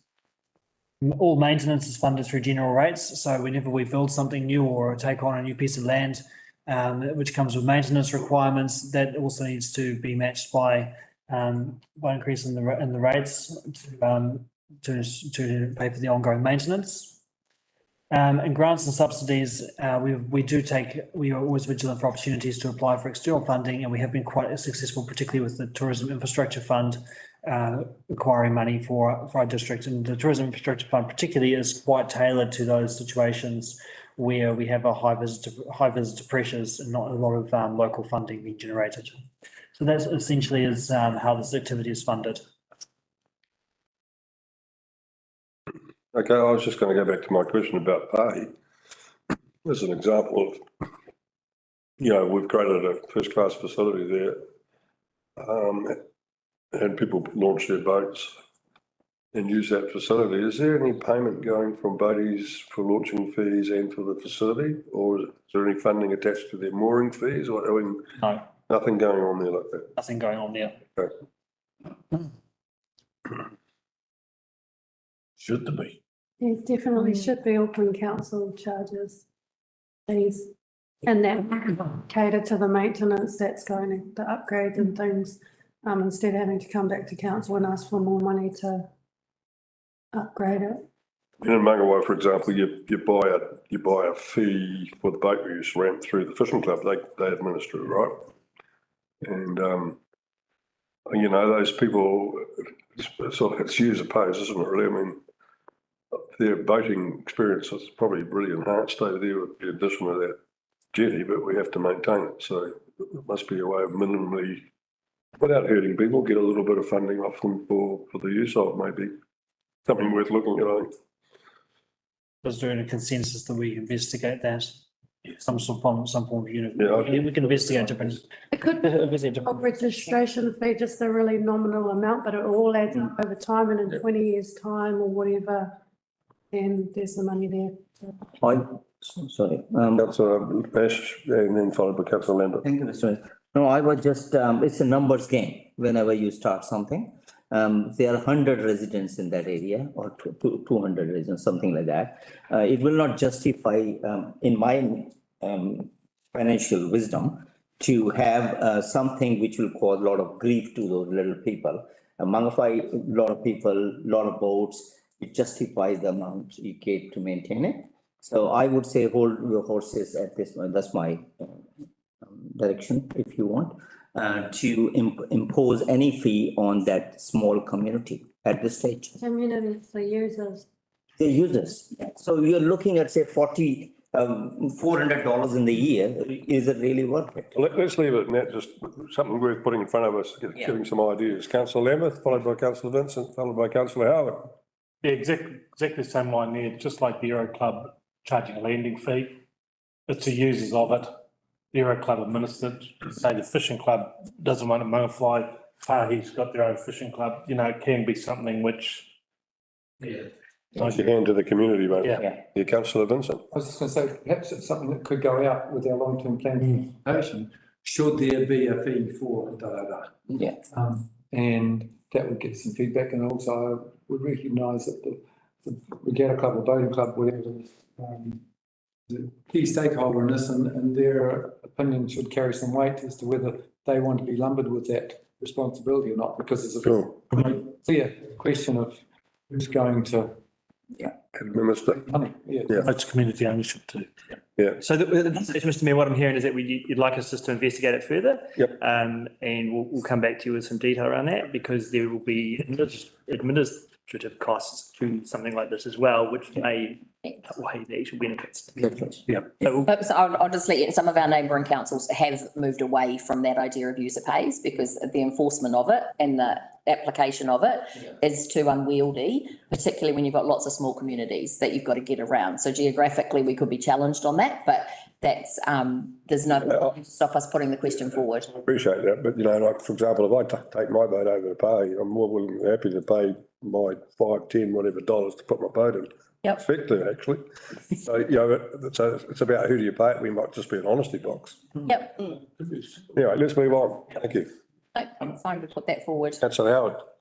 Thank you, Mr Mayor.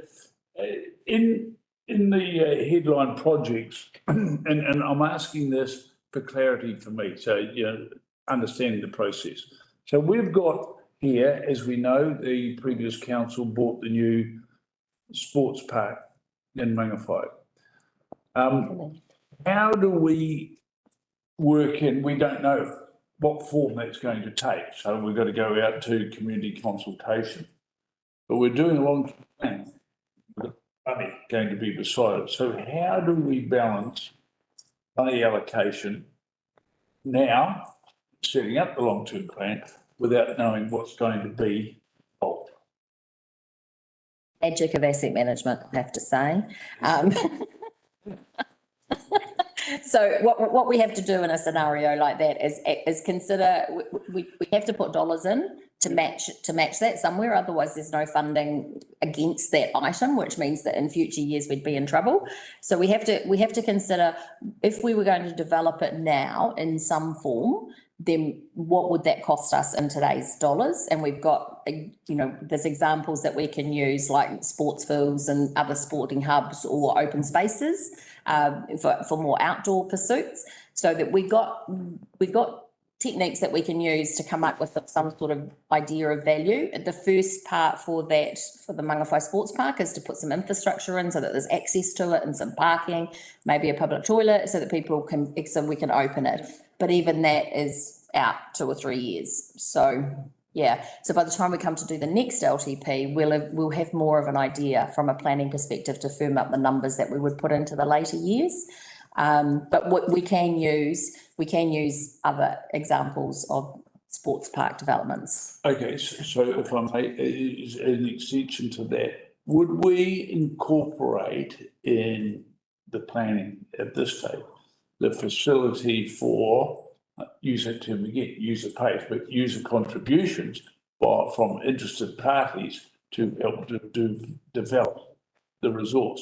100%, and that would be part of the community consultation as to who's interested in the space and in what form are they interested in using the space. But definitely contributions from if we've got some anchor groups that want to go in and anchor that development, then the contributions, what contribution do they want to make in order to have that anchor and that commitment that their activity or sporting type would be included in the parks development.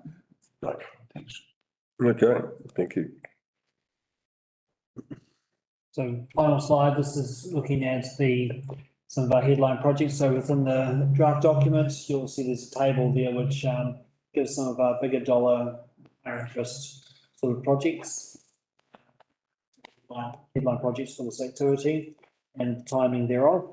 And this is just capturing that on a map, I suppose, showing whereabouts they're located, and the colour coding there is showing the rough time, the indicative timing within the forthcoming LTP. That's essentially, if there are any questions or. Councillor Rachel Williams. Yeah. So the timing that we've got here with what year these going to, is this when they're going to be implemented up and running, or is it Usable, yes. Yeah. So that's the timeframes. So therefore, where we've got them in the years is to do with the pre-work. There's pre-work, several of them are shown as being across more than 1 year, and that's recognising the cost of the pre-work, getting everything designed, consented, etc., procurement, construction, but it might not be opening until later in the following year. And are the projects in year 1, 24 to 25, are they a follow-on from a previous LTP, or is there any crossover from Well, that, or? to be implemented, they will need to be working on them this coming financial. So they're being planned at the moment for implementation in that first year. Through the chair. Yeah. Thank you, Mr. Mayor. Just a clarification on this, year 1, which is like next year, projects for Harding Park upgrade and Kaiwi level. Can you specify what exactly you're doing in Harding Park? Looking, particularly for the year 1, looking at a new picnic table, we've been looking at new playgrounds and car parking upgrades. Can you give us some information by email later on? What exactly is that? Thank you. And Taharoa, what's? Taharoa is evolution facilities for the Pine Beach campground to help it to comply with the campground standards. And what about the recent work with the electric gates and the CCTV cameras? If that is, that's just kind of this financial year, or is that, or did it not make the? It's underway or. On the way, or the other thing, Yeah, which is. for this year. The other thing to note about this is its headline projects. So if you look at the list of projects for, we're putting together, there's a lot of projects in this activity. It's a very long list, but a lot of them are low dollar value, low interest, sort of, No, I think those upgrades are quite substantial, might be really underway. really quite substantial, and those didn't come through our committee. And I think they're planned to be completed this year. They've already been completed. So a little bit of work to finish. Completion will be this year, so that's why they're the LTP. Can we have a look at the cost of those and maybe have a site visit of where those are located and who monitors? Because the CCTV, it's probably better than Dargaville's network. Okay. Have the amount. We can make that note. So That note for now. you want to provide some more information on that? Oh, That didn't come through the meeting, so I'm very interested as to who. Is that the kind of? Yeah, approved it, how much it cost and. Okay. all right, is that it? Yep. Thank you very much. Let's have a break for lunch. What are we going to have, half an hour? Half an hour for lunch? I'll time it. One thing there. Yeah.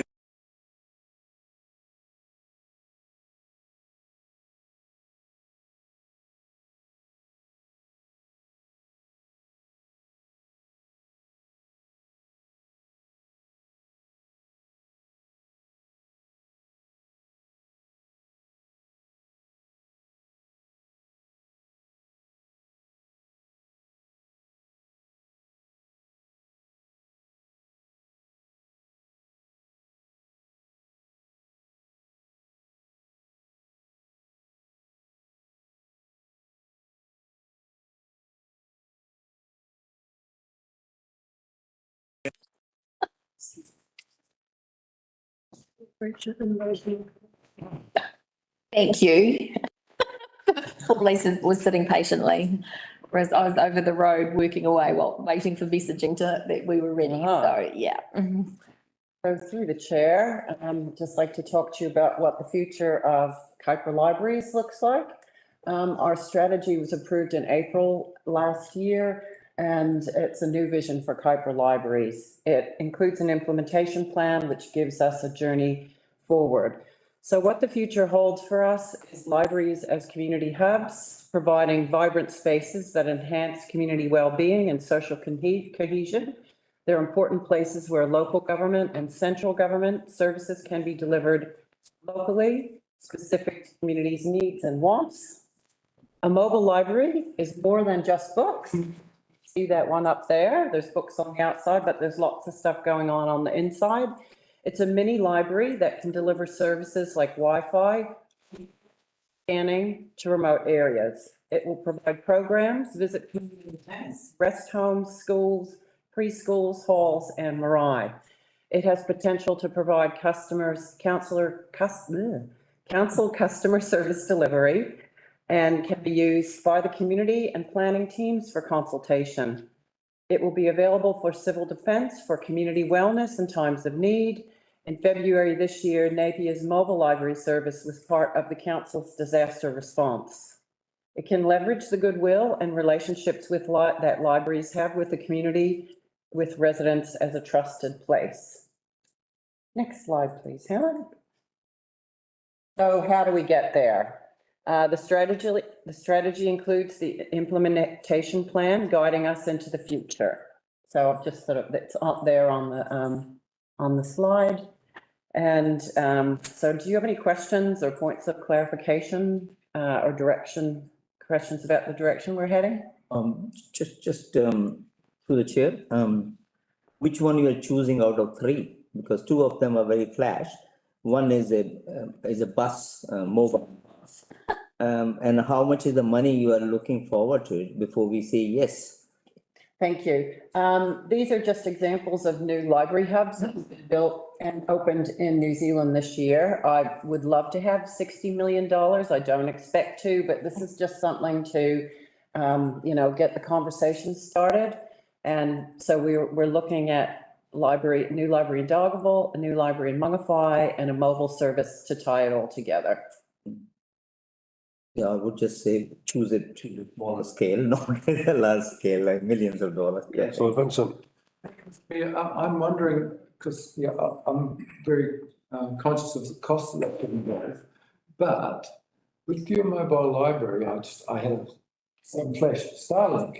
So that means that wherever you are, you will actually have access to the internet. It then could become part of a mobile emergency operations centre, and there may well be some central government funding to assist with that. Yes, that's So- 100%. Chair, we're having those conversations. It definitely will have Wi-Fi. Which would be a great community. Yeah. Councillor Manderson. Yes, can I ask through you, Mr Mayor, are there plans to shut down the Mangataroto Library? We will consider the other libraries once we have a proper plan in place for moving forward. So I can't answer that question today. Well, as I understand it, it's operated for free for you. The books presumably are going to be kept somewhere. They might as well be kept there. The library's been in existence for like 148 years, way longer than the council. I would expect that, we do fund them now.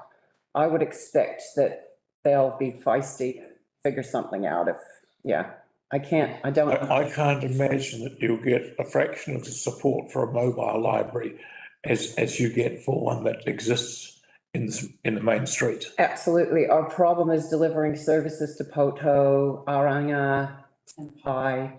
There's too many places in the Kuiper where a library is too far to travel to, so it's about bringing. I don't see where Poto and Mangawhai affect Mangataroto. Can you explain that? Well, as I said, we haven't made a decision about what will happen with the future of the community libraries, and that will be your decision to make, I'm sure, at a future time. You've made a decision to suggest this. Have you not? I haven't.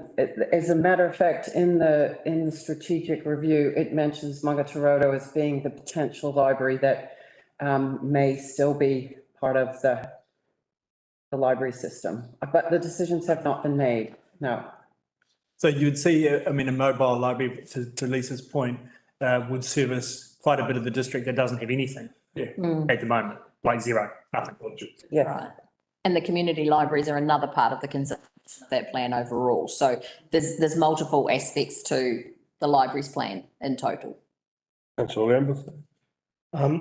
Just right on that subject, the Tangaroa Sports Complex, if you don't know, it's opening up in the official openings and end of next month. However, they're going to have a little bit of a library there. Do you envisage that your mobile library would be like a support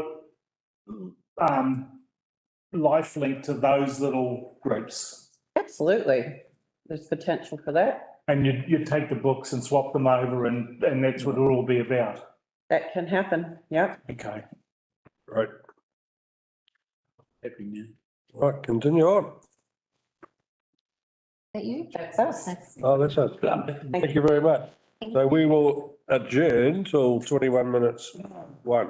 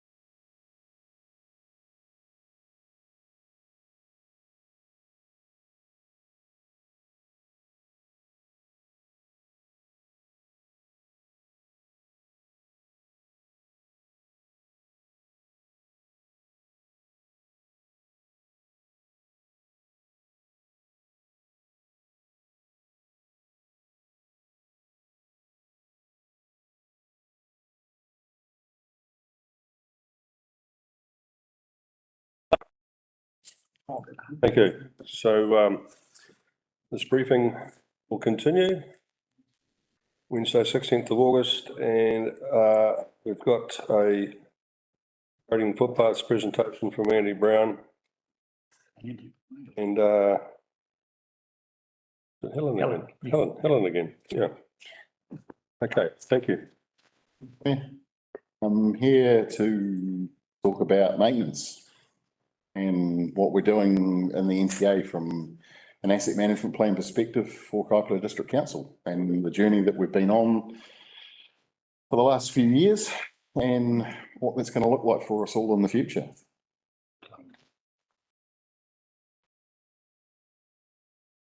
I want to talk about it's then morphed into a plan, how the funding works in our plan going forward to try and achieve as best we can council's vision for the Kaipara district. Reliable roads. Sorry? Reliable roads. So I joined KDC November 2019 as an asset manager for transport. And in my time, the last 4 years here, what I've seen is what I've tried to illustrate on the screen here. So the red line is sort of where we pitch our asset management plan to Waka Kotahi to ask for funding.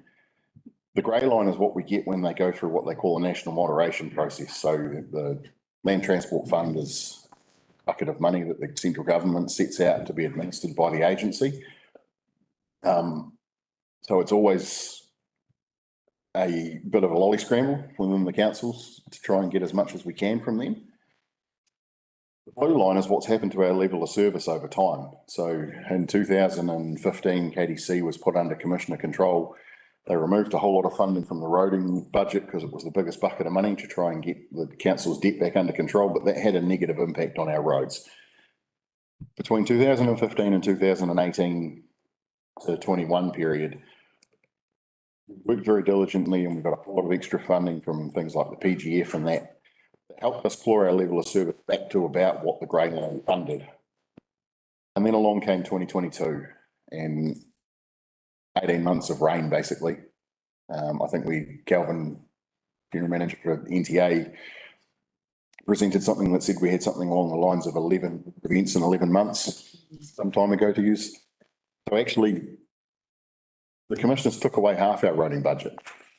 But Cyclone Gabrielle and all those weather events are about $10 million bigger hole than half of that removal of half of our roading budget. So our level of service is through the floor at the moment. And the next 3 years is really about trying to get us back above the parapet, get us back on par with where we should be in relationship to what we can afford at the council. Did present some stuff a month ago around how the funding works, and it's very similar for road maintenance as it is to capital. We get 38 cents on the dollar from local share, from rates and other internal sources, but we don't get any extra local share from anywhere like from loans and things like that. It's literally just rates funding. We get 62 cents on the dollar from Waka Kotahi. We secure that funding assistance from Waka Kotahi through good planning, good asset management, and the way that the language Waka Kotahi uses a compelling story for investment. So a really good sales pitch from us, the asset management team in the NTA, of why the central government should contribute towards KDC's roading network or transport network. One other thing that I forgot to add on here, and we've just done a review of that, Mr. Maris asked us for a review of the targeted forestry rate. So we've completed that. I have a paper that I will bring back to the table, not today because it's quite complex to understand, but basically take I think it's about $1 million, no, $430,000 a year in targeted forestry rate. And that supports about $1 million worth of investment. We've rerun the numbers on today's figures because that targeted forestry rate dates way back to the 2015 to 2018 period as well, I think it is. And on today's costs, quite clearly shows that actually we should be taking more forestry rates perspective. To the chair, can I ask, clarify this 430,000 we pay to manage it, And did you say $1 million of investment? No, so the makes up the targeted forestry rate, the forestry properties in Kaipara I understand that, yeah. contribute about $430,000 of local share. Yeah. To count. Yeah. Which enables about an overall, about $1 million of investment in KDC's transport network. So that's sealed roads, unsealed roads, bridges, drainage. It contributes across every activity we do. So if we didn't have that forestry rate, we would be $1 million worse off annually from an expenditure perspective. Okay, thank you. But what we've done, the review that we've done with that actually shows that we've probably dragged the chain on keeping up to date with cost fluctuations and escalations and inflation and all of these things. And actually, the numbers justify that actually we should be asking for more money. But I'll bring that paper back to council in due course. I just want to get outside the world of LTP at the moment because that's sort of consuming everybody's life, obviously.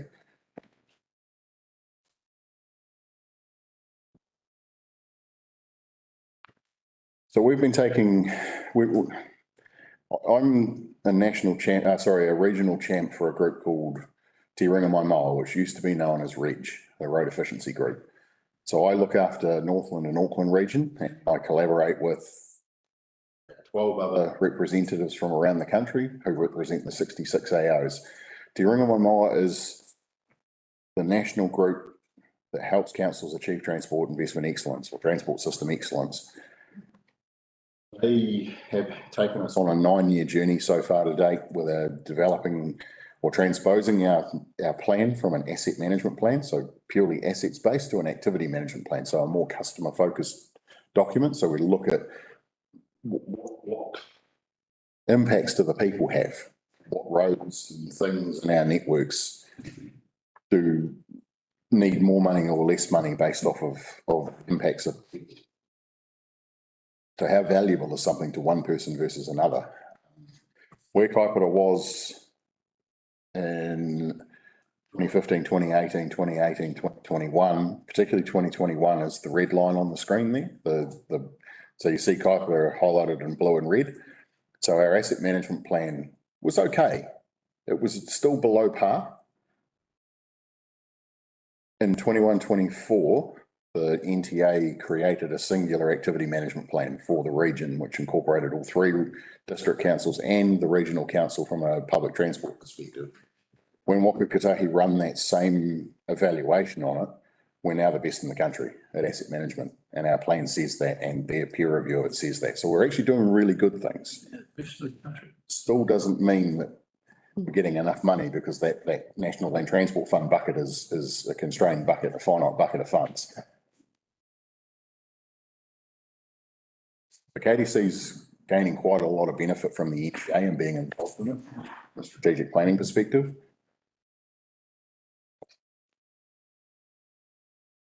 The mix of our funding for maintenance is routine, cyclic, and ordered works effectively. That's sort of the structure of our maintenance contract. The ordered works is the CapEx portion of it. So things like rehabs and reseals and new culvert replacements, that kind of activity. So the CapEx program is impacted by renewals work. The CapEx program is generally improvements work, but improvements work is not included in MO&R, just to confuse everyone. So MO&R being maintenance, operations and renewals of the network. What it costs us on a daily basis to run the transport system we have. It's done in NZTA, Waka Kotahi as well, by activity type. So sealed roads, unsealed roads, bridges, drainage, traffic services, so signs and line markings, network operations, which is our likes of our electronic school zone signs, and then footpaths and cycleways. As you can see there, we've had a stepped increase each year for the last, or each 3-year period for the last 9 years. 41 million, 15, 18. So that was coming out of commissioner control. 46 million and now 55 million, but that's still a long way off what we bid. I think I bid about 59 million for the 21-24 period. Getting onto the... Get some clarification, me. Just on those numbers, so what you're saying is 1/3 of that amount for each year. And that is just for maintenance or maintenance and capital? Maintenance, operations and renewals aspect of capital, not improvement aspect of capital. Right. So the two programs diverge. So renewals is your rehabs, your reseals, your drainage renewals, your bridge component replacements. To maintain the level of service. Correct. The existing level. The That's stuff we right. talked about last month is the nice to haves, the things that we should be doing to accommodate the growth in our district, that kind of stuff. Okay, thank you.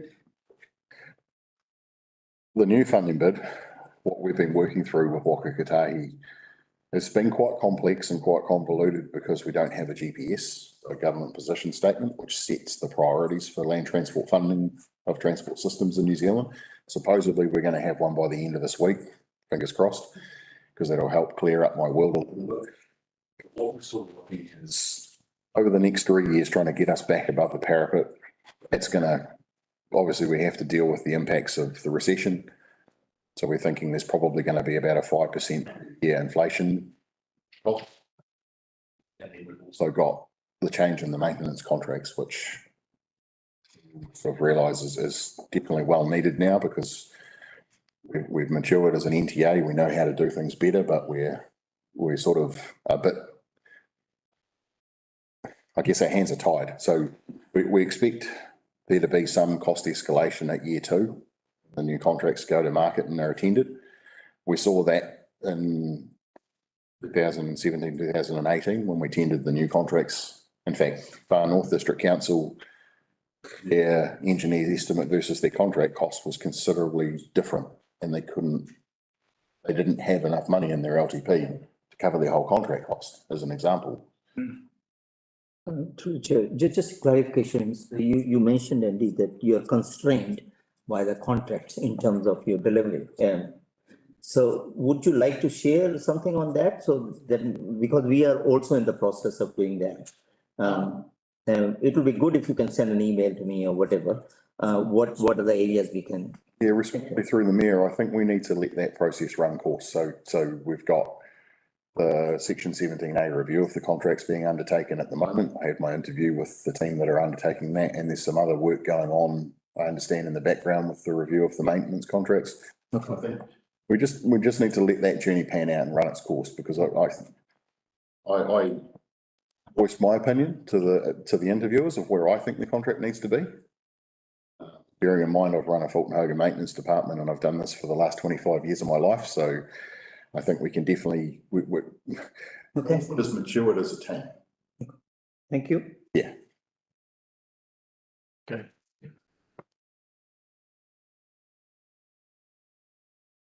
Councillor Lamb. The funding and that increase, have you broken that down into traffic management and how much is involved? Because we know that that is exponentially increased in cost. Yep. Is it all getting absorbed by traffic management rather than actually? Is it worth doing a breakdown of that? Respectfully from the mayor, I actually think, no, it's not worth doing a breakdown because you can't influence that, because that's about risk managing the site. So what you're asking is to go out onto site and dictate to a contractor what they should do to operate their site safely. No, I'm going to interrupt you there. I just want to know what the cost is. I would never ever go down that track of asking to do something like that. We're looking at percentage increases. We know there's been a huge percentage increase and cost influx of traffic management. We just need to have a look at the cones. Yeah. What is that cost?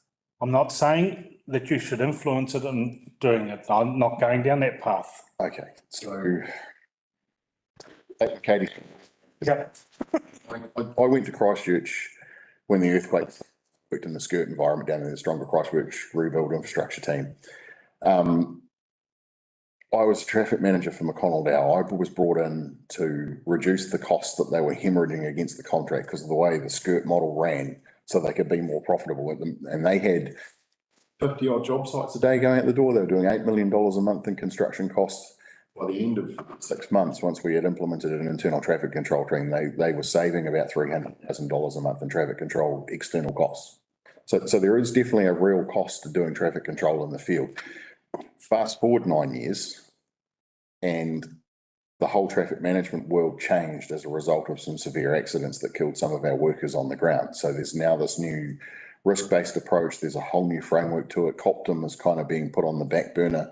It still governs a bit of what happens, but there's this national framework now. And so you have to go through certain assessments to get TMP design qualification, to get CAT A, B and C S qualification. So that entire world has changed because of health and safety, because of the Workplace Health and Safety Act. Our public drive, and I'm not sure if you've seen, they're trialling now cameras in work sites to try and figure out what we can do about poor behaviour, because the public kill our workers. And it's not through lack of traffic control, it's through poor behaviour. It just seems How much does that cost? forbidden thing to talk about, and we're not actually getting any facts there. I'm getting endless complaint from people who said your crews are sitting there waiting for the traffic management to arrive for 4 or 5 hours. That's an unwritten cost, but what is the cost of that? Do we know? Just for you, Chair. I think it's good we will break down the categories by activities. Mm. I think it's a piece of work that we need to do just with transparency. So we'll do that. It helps our argument to get that 59 million, doesn't it? It does. So we want to work with you on it to get there. But I'm really frightened that we're getting absorbed with not actual potholes being fixed. Or our effective money that we've got to use is being eroded. Yeah, Councillor Larson. Thank you, Your Worship. Yeah, I support the comments that Councillor Lambeth has made. I think that not only should we know what it's costing, and I suspect it's a significant amount, it's all ratepayer money that's being spent. I also think that we should be actively finding ways to make it more efficient rather than just default to the position that the traffic management person knows best. Traffic management person might be doing a good job, but they also know how to maximise their own revenue by doing things in a certain way. And our role is to make sure that we're getting the best bang for our ratepayer buck. And there may be things like on small no exit roads, rather than having trucks and men on the ground, they actually can use under the standards a standing light with a timer on it at either end. I don't know, maybe there's a way of making it cost half as much. Unless we actually look at those options, then we're not finding ways of making things more efficient. And if we can make the traffic control thing much more efficient financially, and we've got more money to actually fix roads. That's my opinion. Yep. I'd love to go into more detail about that. I have some, obviously being a traffic manager, and I've worked for TMNZ in Wellington when we had North Power as our biggest client down there doing pole replacements and stuff. I have some great ideas about that space and I would love to talk in more depth about it. I don't know if this is the right forum to do so. I think it probably should be a publicly excluded conversation at governance level. Yep. You've put me off now. Sorry. Comparison slide. So I wanted to, so this is one of the things that we put into our asset management plan, our activity management plan. We get information from Waka Kotahi of how we're performing against our peers. So blues on the left is your big cities, greens is the medium cities, oranges is the provincial centres like Whangarei, and then the blue on the right-hand side is the rural town, the rural centre, the rural councils. And Kaikoura is way out on the right-hand side of, and we're third from the end. We're one of the most expensive councils in the country. But there's not for reasons for that though. So we have poor geology, we have high rainfall, we have quite vast networks that expand over long stretches.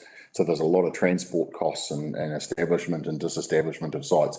So Waka Kotahi are not worried that we're up that top end of the spectrum. But what we need to be mindful of is that impacts how much work we get done for our bid. And I just wanted to bring that to the table today just to show you where we sit when you round up all road maintenance activities, and that includes the renewals, the reseals and the rehabs and stuff, where we sit in the world. If I may, please, Mr. Mayor, and thank you. Andy, that being the case, and you talk about the geology, et cetera, of this area,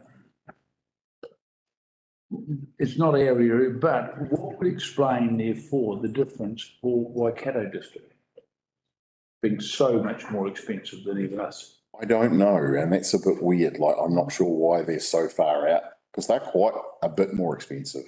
Yep. You know, we're quite similar to Wairua. You know, we've got that soft, silty, sandy, clay type substrates in and around our region, and we get the similar sort of rainfalls that they get. They probably get a bit more than us actually now at the moment, but in fact, quite aligned with Wairua. And so they certainly have more. Yeah, Well, hang on, this is a percentage thing. Waikato have a huge amount of rural roads, don't they? No, this is cost per kilometre. And they're all Tahsil roads. Maybe per district, I guess maybe they are. Could be the answer. It could be the reason, that could be part of the reason why they're exponentially more expensive, is that maybe they do have a higher proportion of sealed roads. Absolutely, they do. Yeah. Yeah. Yep. The Emir is our ex-chairman of the commissioners. They did a huge program through the 90s to seal a lot of those roads, and because they actively wanted to stop rallying activities through the district. And they have the highest fatality rates in the district. So. Sealed roads go faster. Cross roads. So our activity management plan is made up of several different pieces. So there's a strategic business case, a detailed business case, a program business case, and a life cycle management plan. We set the scene. What goes on? What does it look like? What do we got? How big is everything? What happens? And from that, we also define some problem statements, which is aligned to the Regional Land Transport Plan, the RLTP that the RTC, the Regional Transport Committee, worked through as well. Then we go into the detailed business case. So what are all the things we could do that would fix the problems or address the problems? And then we get into the PVC, and this is where we start to drill down into the dollars of it all. So the PVC is the preferred program of work. And the lifecycle management plan, that's the pure asset management aspect of it all. So how long does a bridge last? How long is a sealed road last versus a pavement, etc. And we have to do that to meet some statutory requirements around asset management.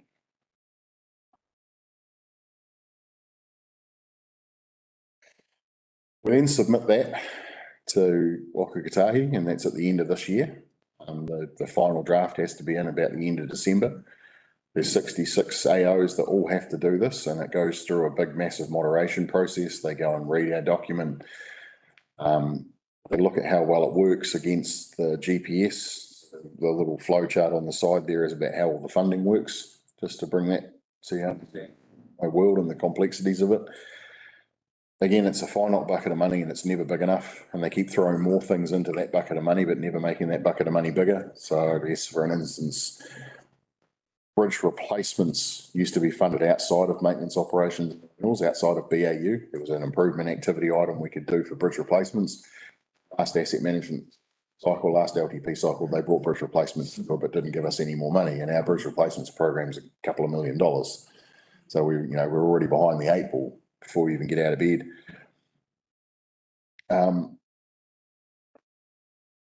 Once we get an indication of what they're going to fund us, then we have to work through with council the risks associated with a reduced investment, and we define the right size program to bucket of money that we hopefully get from Waka Kotahi. So that's the biggest question really, though, is that after the moderation process, what if we really don't have enough money for maintaining the level of service that we expect out there? Do we have to do an unsubsidised program like Auckland Transport do? Half of their money that they invest in their transport network comes from rates or loan funding. It's not supported by central government co-investment. We have to start reducing our levels of service, or, as I've talked about previously, do we need to start looking at differential levels of service? I want to touch on that one because I think there's a real opportunity here, and I've been trying to drive this into our asset management plan, and I would like to spend the next 3-year window, developing that framework that helps us better prioritise our investment on our roads. So like this Te Ringa Manoa national group that I'm involved in, they've done through Waka Kotahi differential levels of service, but all it does that I've seen is manage the funding risk. What happens if you only get this much money versus this much money versus this much money? I think we can actually write some hard and fast technical standards, some road templates. But like what we've done with the Unsealed Road network, where we've got no traffic, why have we got 8 metres wide? We only need 4. If there's nobody driving on it, there's no need to have these massive big wide roads forever and a day.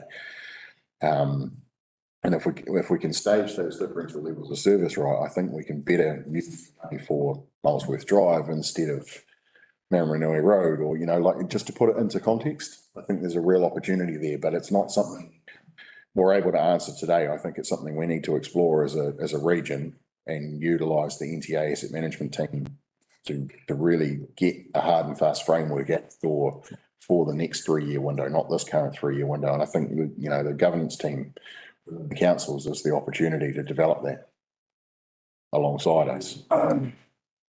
Councillor Howard? Thanks, Mr Mayor. Just to your point about Auckland Transport, and their funding where they half of their public transport out of rates. Are you saying that should we ever have a public transport, or ideally have a public transport, let's say a bus system here in Dargaville, that the likelihood is, based on experiences, that we would have funded ourselves? Through the Mayor, so it's not just public transport that Auckland Transport fund by half by rates. They actually fund half of their whole program by rates. Yeah. By unsubsidised investments. Yeah. I think back to 1821, I think they had $1 billion program and got only about 500 million supported with funding assistance. So they have effectively $500 million of unsubsidised investment plus their local share for their subsidised program as well. For public transport, it's real complex in that space. The government's just gone and set fares, what we can charge, which doesn't cover the cost of running a service. We could get 62 cents in the dollar for running that service potentially.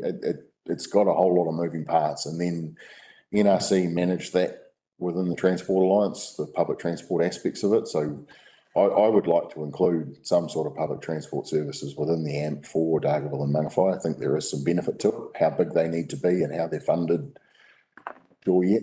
And currently our transport team at NRC are working on that. It was just more as a general. Be like. Through the chair, just one question on a previous audit report. Can I ask now or later? Sorry? The previous audit done on NTA, there is a comment about improving the unsealed network maintenance in the district. That was a key point that is not being done. And in the comments, it says it's in place already and will be ongoing through the NTA regular Waka Kotahi liaison meeting already in place, improved on the outcome of PGF investment. So PGF investment has not improved the unsealed network across the whole district. It did just a little bit of it, right? You know what I'm talking? Yep, yeah. I think that's the. It's on the recommendation and the Kaipara District Council comments. It's assessment finding. Yeah, we haven't gotten to that slide yet. Yeah. Can we hold that question until? Yeah. And if you don't. I think it was relevant, that's why I said. Yeah. If you don't hear the answer. Report is the report. I've already talked about all the stuff, so we can actually jump to that slide now anyway. So, every 3 years or so, Waka Kotahi undertake an audit for councils. And they audit a technical audit, which is what this one is, and then they do a procedural one. The procedural one was done, I think, 2 years prior to this one. Basically, we go and drive the network, a couple of gentlemen from Whakatahi, and they give us an assessment of how good our network is performing based off of what their criterias are. Our network management was seen to be effective, our activity management was effective, our data quality was effective. There were some issues around road safety, and it's not so much people crashing, it's about inconsistencies with signage and line marking compared to Whakatahi's markings manual, and that came about because Kaipara District Council prior to the NTA had no road safety engineers. We now have a whole road safety team, so we are working towards, or we have our projects like Irish Rural Roads projects we've delivered over the last 3 years, which are starting to address the poor quality signage, ineffective signage, poor quality line marking, things like ATP, the, you know, rumble strips, that kind of stuff. The previous audit issues, most of those have been closed off. I'm not sure why they put some improvement needed as a scoring on that one, because when you read through the audit report, it actually talks about the things that the NTA are already doing to close out the issues identified in, I think it was like 2015 audit. It's quite before my time anyway. I was just. Your question, Councillor Nair, about unsealed roads. So that's where some improvements needed. So previous audit issue is A, ensures the unsealed network is managed consistently with its maintenance contract specifications and industry standards. So that's where the improvements are needed. Correct. The comment says that it has improved because of PGF investment and needs no further actions. I don't understand why such a comment will come when this is a concurrent issue. Sure, through the mayor, let me expand on that comment then. So the one thing that the auditors did pick up on is the roads that we had treated using the Provincial Growth Fund money and the Centre of Excellence work that was created were significantly better than roads that had not been treated. And the real example of that is when you drive over Omana Road. So you go Pukehui or Omana Road, and Omana Road crosses the boundary to Whangarei District Council. At that point in time when this audit was undertaken, Whangarei District Council hadn't started using our methodologies we developed through the PGF delivery. And the road looked considerably different. They actually physically asked me to stop driving the car so they could get out and take photos, because the road went from a nice crown road with a nice tight bound, and if you look in the audit report, you can see the photos, really tightly bound running surface, to this unravelled, flat, potholed, just really rough road to drive on. And that's so what they saw on Omana Road in the Whangarei District Council end is what our road used to look like. Now, we got through 150 kilometres of the 1,500 k's of unsealed roads with the PGF investment. We've had a couple of years. Last year was hampered by the storm events to try and get delivery on the ground, but we are on average doing about 70 kilometres a year of unsealed rehabs. And Kaipara's unsealed road network, excluding the fact that we've had 18 months of rain and a massive storm event in the middle of all that 18 months of rain, as I say, at the end of 2022 was quite good. Councillor Larson, you probably remember when I joined the team and you and I discussed Kames Road and Lawrence Road and things like that in quite a lot of detail back then, and there was a lot of noise over social media. By the end of 2021, a lot of that noise had gone away because we were managing the roads better. I can't remember back that far. Sorry to pick on you, but again, like, we go back to the slides in the beginning, $30 odd million hole in our network as a result of these storm events, and we will get back to where we should be, but it's just going to take 2 to 3 years to do so.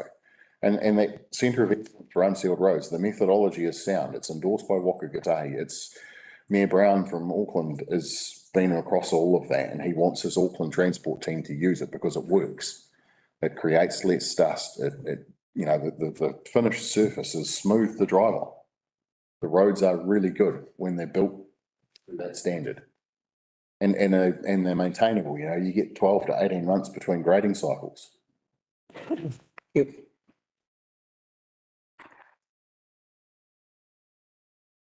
So what next in my world? So I've got to have by the end of this month a draft bid defined to Waka Kotahi. Pretty hard to do because I still don't have the template they want us to put in front of me. I've got a session with them tomorrow on that.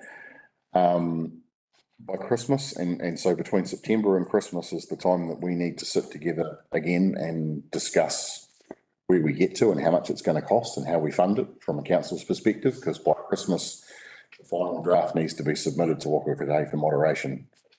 And around about March, we usually get the confirmation, although last LTP it was October, to give you an indication of sometimes the delay around it. And fingers crossed the election will be done and dusted and we'll have certainty around government. So hopefully that confirmation of funding will come quicker this time round. Thank you. Any questions? Well done. Thank you, Mr. Mayor. Yes, I do have one, and forgive me if I've already pitched this at some other stage. But the elephant in the room is that there isn't enough money, whatever way you cut it. And it's going to take a quantum leap of innovation, probably a hell of a lot of fortitude to get someone to actually look overseas or do some more work, actually get some road user charges off electric vehicle owners, but to increase the size of the bucket, do something differently. We'll keep on going and saying we can't manage, we're not going to get enough money, and we won't get enough money.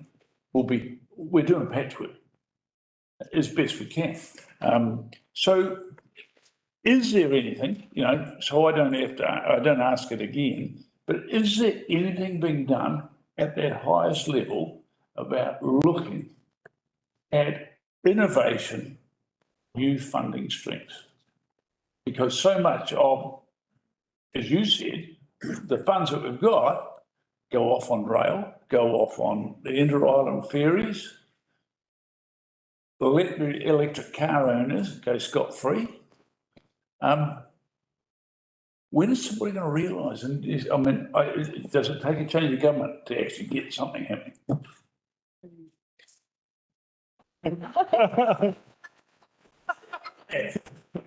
Please take me out.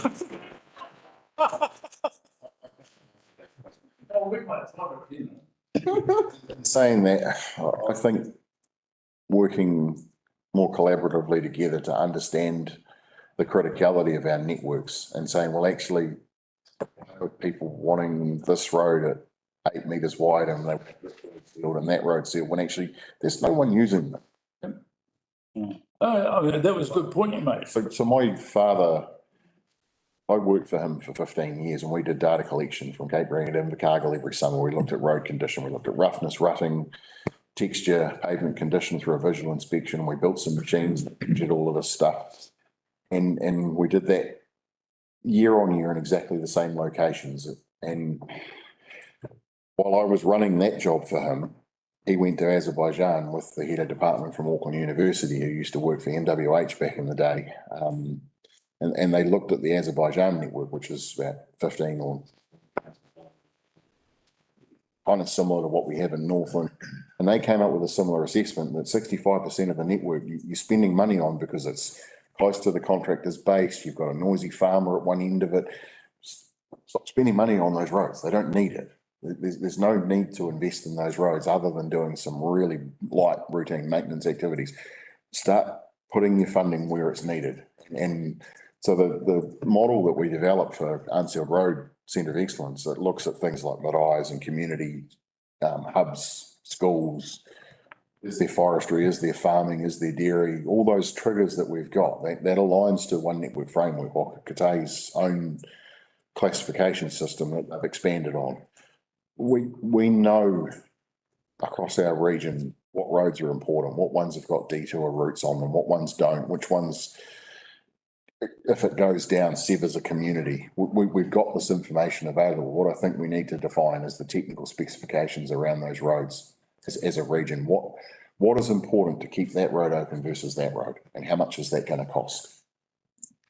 It's a sorry, just if I may, Mr. Murphy, just in extension. So appreciate that and accept that, but it still behoves the question. I mean, whether NZTA as a department are doing anything tangible about at their end finding different funding sources, and is it being fed back? you're doing it from the operational level and that's cool. Through your chair, that's probably something we need to bring up at the RTC, and we certainly will do that. In terms of innovation, I think council last week raised a good point around traffic management. That's something that we can control, as long as we are compliant. So we want to do that. Councillor Larson. Oh, thank you, Your Worship. Yeah, just coming back to the KIPRA, you'd be aware of the Chief Executive's direction on activating growth in the KIPRA. And from your perspective in the NTA and from an NTA perspective, how you apply that on a day-to-day basis?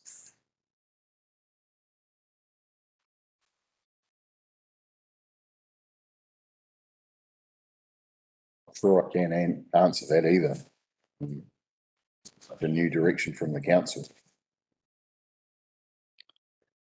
I guess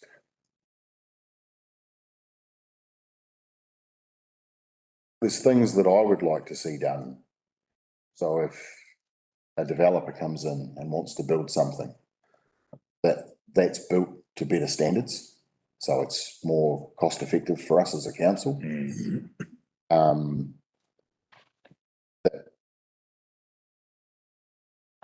It's built to the right standards that enable the business opportunities.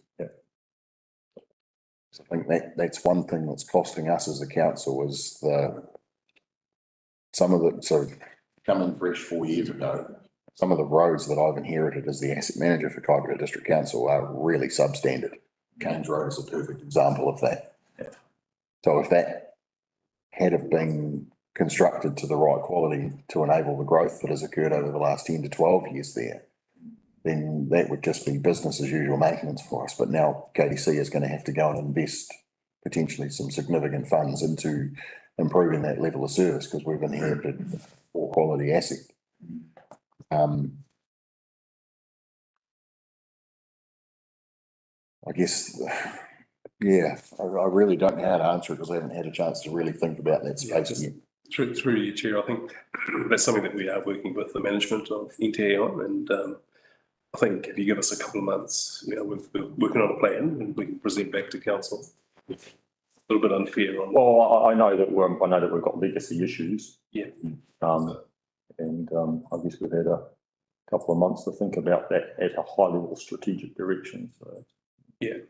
We just got to prioritise some funding as well to get our network back up to a service that forget about building new work, just let's get our existing roads up to a level of service that we're happy with. I guess my question is more around that customer service aspect. When you have developers coming in there, are we actually being enabling? Well, I don't know. But I'm going to put you on the spot, but do you think that the NTA is being enabling in that space or? Can I just pause you here? So, and you're not really involved with that part of the business, are you? I think it's probably not the right person to ask. Okay. So, as far as the direction for the NTA, it provided quite a high level, very strong memo to that effect. And we're following, as Alan said, we're following up with Calvin in that space too. Okay. But question for Calvin. Yeah, it is. But I do agree. It's about that interaction between developers, our resource consent, and the NTA. It's all kind of linked. Yeah. Making sure that we're very clear in that space about what we can do to change that. Thank you. If I may, through the mayor, I guess just as an example, don't want to shoot myself on the foot here, but so Mangawhai Central, I walked into that one day one when I joined KDC, and the plans that were on the table were there was alarm bells all over it. It was never ever going to work. They were going to have single lane roundabouts there. We talk about traffic congestion. It would have just accelerated traffic congestion. We proactively worked with those guys right in the beginning and said, hang on a second, we need to plan for the next 50 to 100 years here. Go and get some SIDRA modelling done and come back to me and tell me what's going to work from a data perspective, from a technical perspective. The outcomes that they've built there, I think, are awesome now. They've built them really well. They enable people to move freely in and out of the development there. And if we get all our ducks in a row over the next 10 years, there'll be other road connections that come in and out of there that will enable people to travel less on Molesworth Drive and more on the outskirts of town to get to and from places. So I guess if we use that as a prime example, that's a success story for KDC. Councillor Manderson, followed by Councillor Lambeth. Thank you, Mr Mayor. Through you, can I ask, what was I going to ask?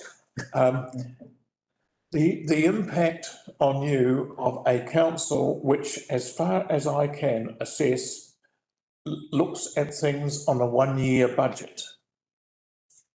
Whereas the benefits of deferring the expenditure may well show up in subsequent years, and have you a comment on how much that affects the efficiency of your programs?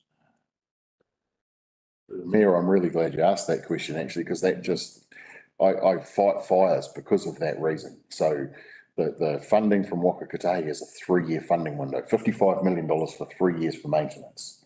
Now, if I've got a bridge that needs replacing, I'm not going to replace that bridge in year 1. I might replace it towards the back end of year 2. Because I need to go through and do investigation and detailed design on that bridge to be able to do it, as an example. A whole lot of work that comes on stream right now, the back end of the LTP period. But yes, you're quite right. On a year-to-year basis from a transport perspective, short-sighted and definitely hamstrings me from doing bigger and greater things. Yeah, that's when I stood for mayor, I talked to John Carter up in far north and he said, we need a 5, 10, 15 and 20-year plan. Because there's 300 stuffed bridges, there's, the whole networks. Yeah, and that's what I'm trying to piece together for KDC at the moment. Trying to piece together a 30-year plan from a council's vision perspective. So if I can interrupt that, I take it that you are making submissions to council on extending the budget period to better show where there's the incidence of expenses and improvement. Through your chair, yes, we are. So we go through an annual plan process, but we also go through this LTP process. So this LTP process is now focusing on the first 3 years. So we are taking a long-term view. Can I now ask then, to what extent are you deferring current expenditures in light of the world outlook or the New Zealand outlook? Through your chair, none. Yeah. And are you finding already some contractors are becoming much more conducive to trimming their costs? Again, through your chair, we go through a tendering process. So, we go through a proper bid process and we take most of the time the lowest tender. So that might show in the next bidding process or something. That's right. Can I just add to this, councillor, as well? So the long-term plan is a 10-year budget for us. And you guys around the table, the governments have the choices to make in their budget and how much we spend on our levels of service and what we're doing. We're presenting all of this to you, and we'll, over the next few months, we'll come back with, more detail for you so you can give us more direction in that space. The difficulty we have is with Waka Kotahi and their funding mechanisms, and their timeframes don't actually align with ours, and it causes a significant problem. So you're so right to raise it. We've addressed this even just yesterday with the OAG meeting to say, hey, we're going to have the same problem we had the last LTP, which was a complete mess at the end because of the timing. They accept that too. It's definitely not perfect, but over the next few months we'll be coming back to you with more detail, so you can tell us what the investment will be and what you're comfortable with, because that impacts on any rates increases as well. So I just want to sort of link that all up. And the last point I'd like to make is this LTP, remember, we're not including Three Waters. It's not in there. So effectively, this LTP is going to be all about the community. It's going to be about, projects we're doing on behalf of the community. And it's also going to be about roading, recreation and community, actually. Right. You had a question, Councillor Lambert? Yeah, just a couple. Page 5, the funding continued. You've shown the Kaipara there in glowed up with the red and the blue. Where are the other two councils in there? Are they beside them? Back. Go back, Andy. Or backwards. Back. Yeah, So the asset management plan score? yeah. They close by, Yeah, or is there a significance between them all? I think that one, Not important, we'll move on. I think that one, the highest one from the right-hand side might be FNDC. Okay. They were quite significantly behind us in the 18-21 period. Right, yeah. Okay. And the last thing is you talked about the targeted forestry rate. And you're going to explore that more, which I recommend that you do. Is that included in carbon credit farms, or is it just trees planted for forestry timber? Exotic harvest. It's just forestry harvest. Okay, you're getting my hint of where we should go with that investigation as well. So with you three, Mr. Mayor, the whole point of forestry target rate is to rate, my understanding is to rate when you harvest forest, the impact on the road. Rate because of that cost. Carbon credits and farming for carbon credits, you don't actually harvest it, I believe. Yeah. What are we going to do with it in 20 years' time when it's not in existence? I think. When what's not in existence? The carbon credits. And so we're going to have a problem, aren't we? If they harvest them. They're going to be really difficult to harvest, but yeah. Okay, absolutely. Are we planning to backdate all those rates? The rates happen at harvest. Oh, they do? At harvest. Thank you. That clears that up. But all of that's coming back to you as well, so it's progress in months. I don't think it is. It's annual rate, isn't it? It's half. I thought it was harvest. We'll find out anyway, won't we? We'll work it out. If I may, yeah, I do know quite about this topic, so through the mayor, the rates are annual. Stop. Bring a paper. Include it in the paper. And ETS is not included in the targeted forestry rate yet. Yeah. Well, good. Any more questions? We await more information. Councillor Vincent. Thank you, Mr. Mayor. I actually had a credit which I've put addressed to Sue and Tracy, and I think copied the elected members in regarding sort of is tangential to this in terms of you're referring to like unsubsidised works and so on. In our new status of not having Three Waters and its associated debt, what is a prudent level of debt for a council that is reduced the balance sheet? The level there, will it create any extra latitude for us to maybe be able to undertake work in other areas such as more like capital works, I guess. But yeah, so that's what I'm wondering, what the implications are for us, and also recognising that the people. Like if the district as a whole might have a reduction in the rates and position and level of rates required because we're not providing the same services. But those people who are using those services will get to pay for them. And so as we can't in good faith simply increase their rates just because we're not charging so much, we don't have as much debt to carry. Yeah, this.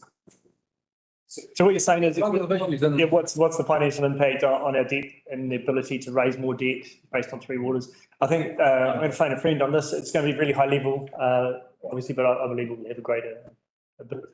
But Sue's got her hand up.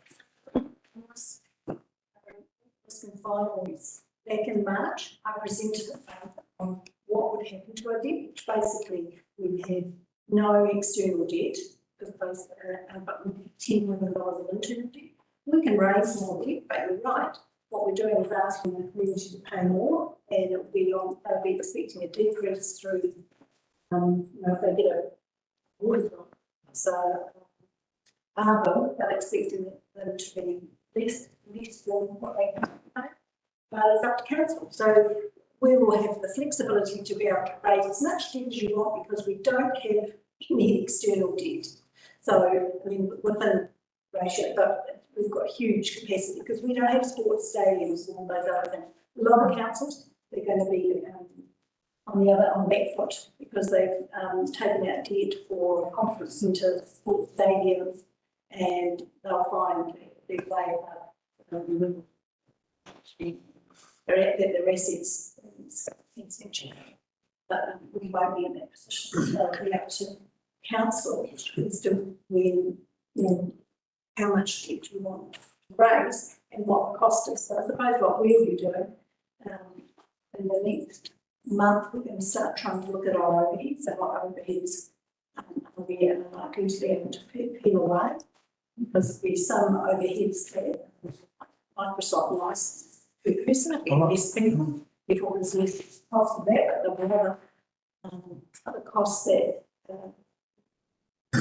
went on Dargaville. It's not going to decrease just because we've got 15 less people. So, some of those things will be volunteer and could be, but that's what they're going to be doing. So that's in the future. Thank you. Councillor Nair? Thank you, Mr. Mayor. I am looking at the other picture. Then we are having no three waters, and you are saddled with your assets and you are saddled with your debt. Does the council has the ability to raise money to do their stuff? Because that's the plan of National Act. They will say, keep your assets and we will repeal the act and do this. In such a situation, now we are having all those private plan changes and we need so much money to build all those things. This council, I don't think is rated so high that you can go to the market and raise 50 million or 100 million. I think we have to explore that option very seriously and not look at a situation which was a situation a year ago, is not the situation at the moment, that three waters is not there. You can't have benefit of both worlds, that we will take tranche one, tranche two, and hope that they will take it. And they said, no, you get nothing now. And the new government comes in and said, well, you keep your babies or whatever, depleting assets, manage it, and we are not touching you. In such a situation, we are very precariously placed. Yeah. Through you, Mr. Mayor, yeah, we're talking about the uncertainty ahead, the uncertainty that we're all in now and the uncertainty ahead. We actually raised this, and I with the OAG yesterday as well, and we actually, we're quite open with the OAG, and we said currently in legislation, Three Waters is not included in it. Okay, so we are planning for that. One of the, and I've said this before, so sorry for sound like a crack record, but one of the actual benefits of doing an LTP light is to enable us to be more nimble and agile if things do change with the new government, right? But also my view on when the new government comes in, if they change things wholesale, then they will also need to change the planning framework for local government to enable all the councils in New Zealand to actually meet the LTP and what they need to deliver.